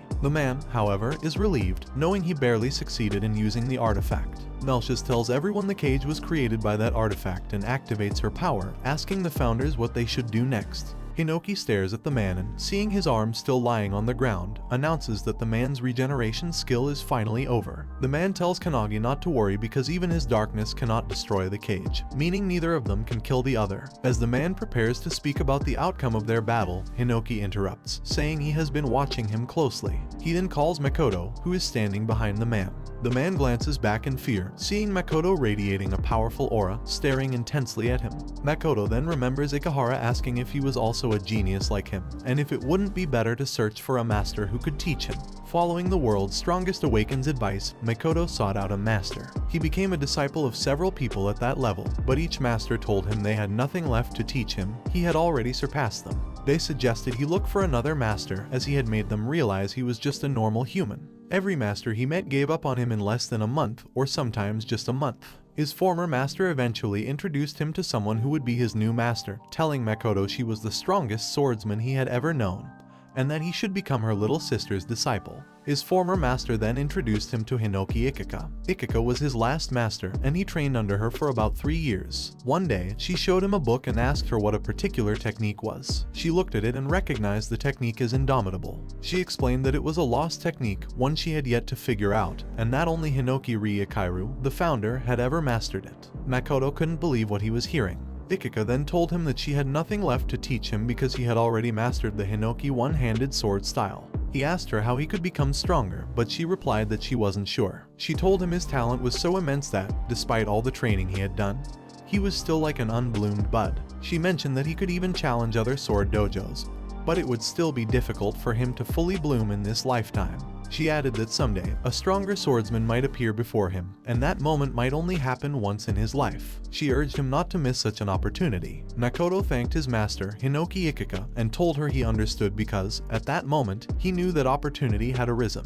Melchias asked Hinoki what Makoto was doing, but Hinoki remained silent, only watching. Kannagi rushed forward, worried about Makoto. Makoto then released an immense power, while Hinoki did the same, causing the energy to reach the training grounds of the anti-prophecy. Ikehara felt the surge of power and panicked, asking what it was. Sue, noticing Ikehara's reaction, asked what was wrong. But before he could respond, an explosion occurred, causing Sue to shield his face. Shinomiya and Hinata stopped training when they heard the explosion, and Sue stood stunned in disbelief as he saw the wall had a hole, with Ikehara gone. Meanwhile, inside the mind of 12, confusion was overtaking him. He believed the swordsman before him should no longer be capable of achieving anything, yet deep down, he was certain he would be cut.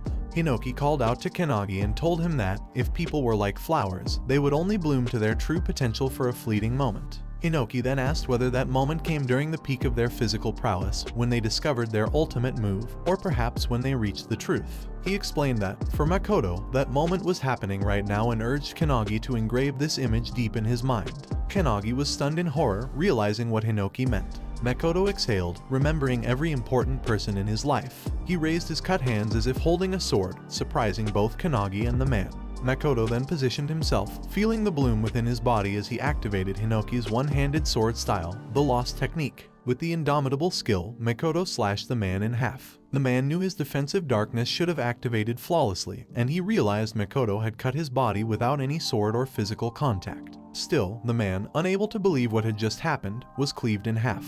Hinoki praised Makoto for his accomplishment, and Makoto gazed at him proudly. But then, Makoto collapsed, confirming that the sword he had envisioned had materialized. Even as he stood beneath the cloudy sky, he could see something far beyond it. Makoto smiled, thinking he had finally become the swordsman who had reached that level. He closed his eyes, knowing he had been blessed with family, friends, comrades, and subordinates. He reflected on how all of his experiences had made him stronger. Makoto then saw Sue holding his favorite cat, looking saddened. He apologized to Sue and begged him to forgive his big brother. Despite knowing this was the end for him, Makoto felt satisfied. Suddenly, someone approached him, and Makoto was surprised to see it was Kannagi. Kannagi extended his hand to him, surprising Makoto even more, but he smiled, realizing it was right, his death was not the end. Makoto reached for Kannagi's hand, shaking it with the thought that he could still leave his legacy to the next generation.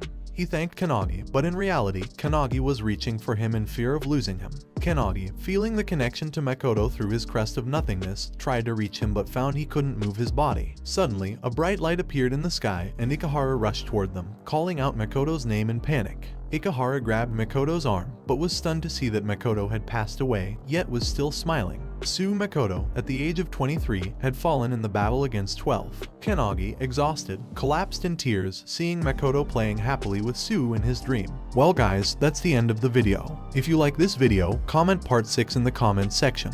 Also subscribe to the channel, hit the bell and like the video. Thank you for watching and see you next time again.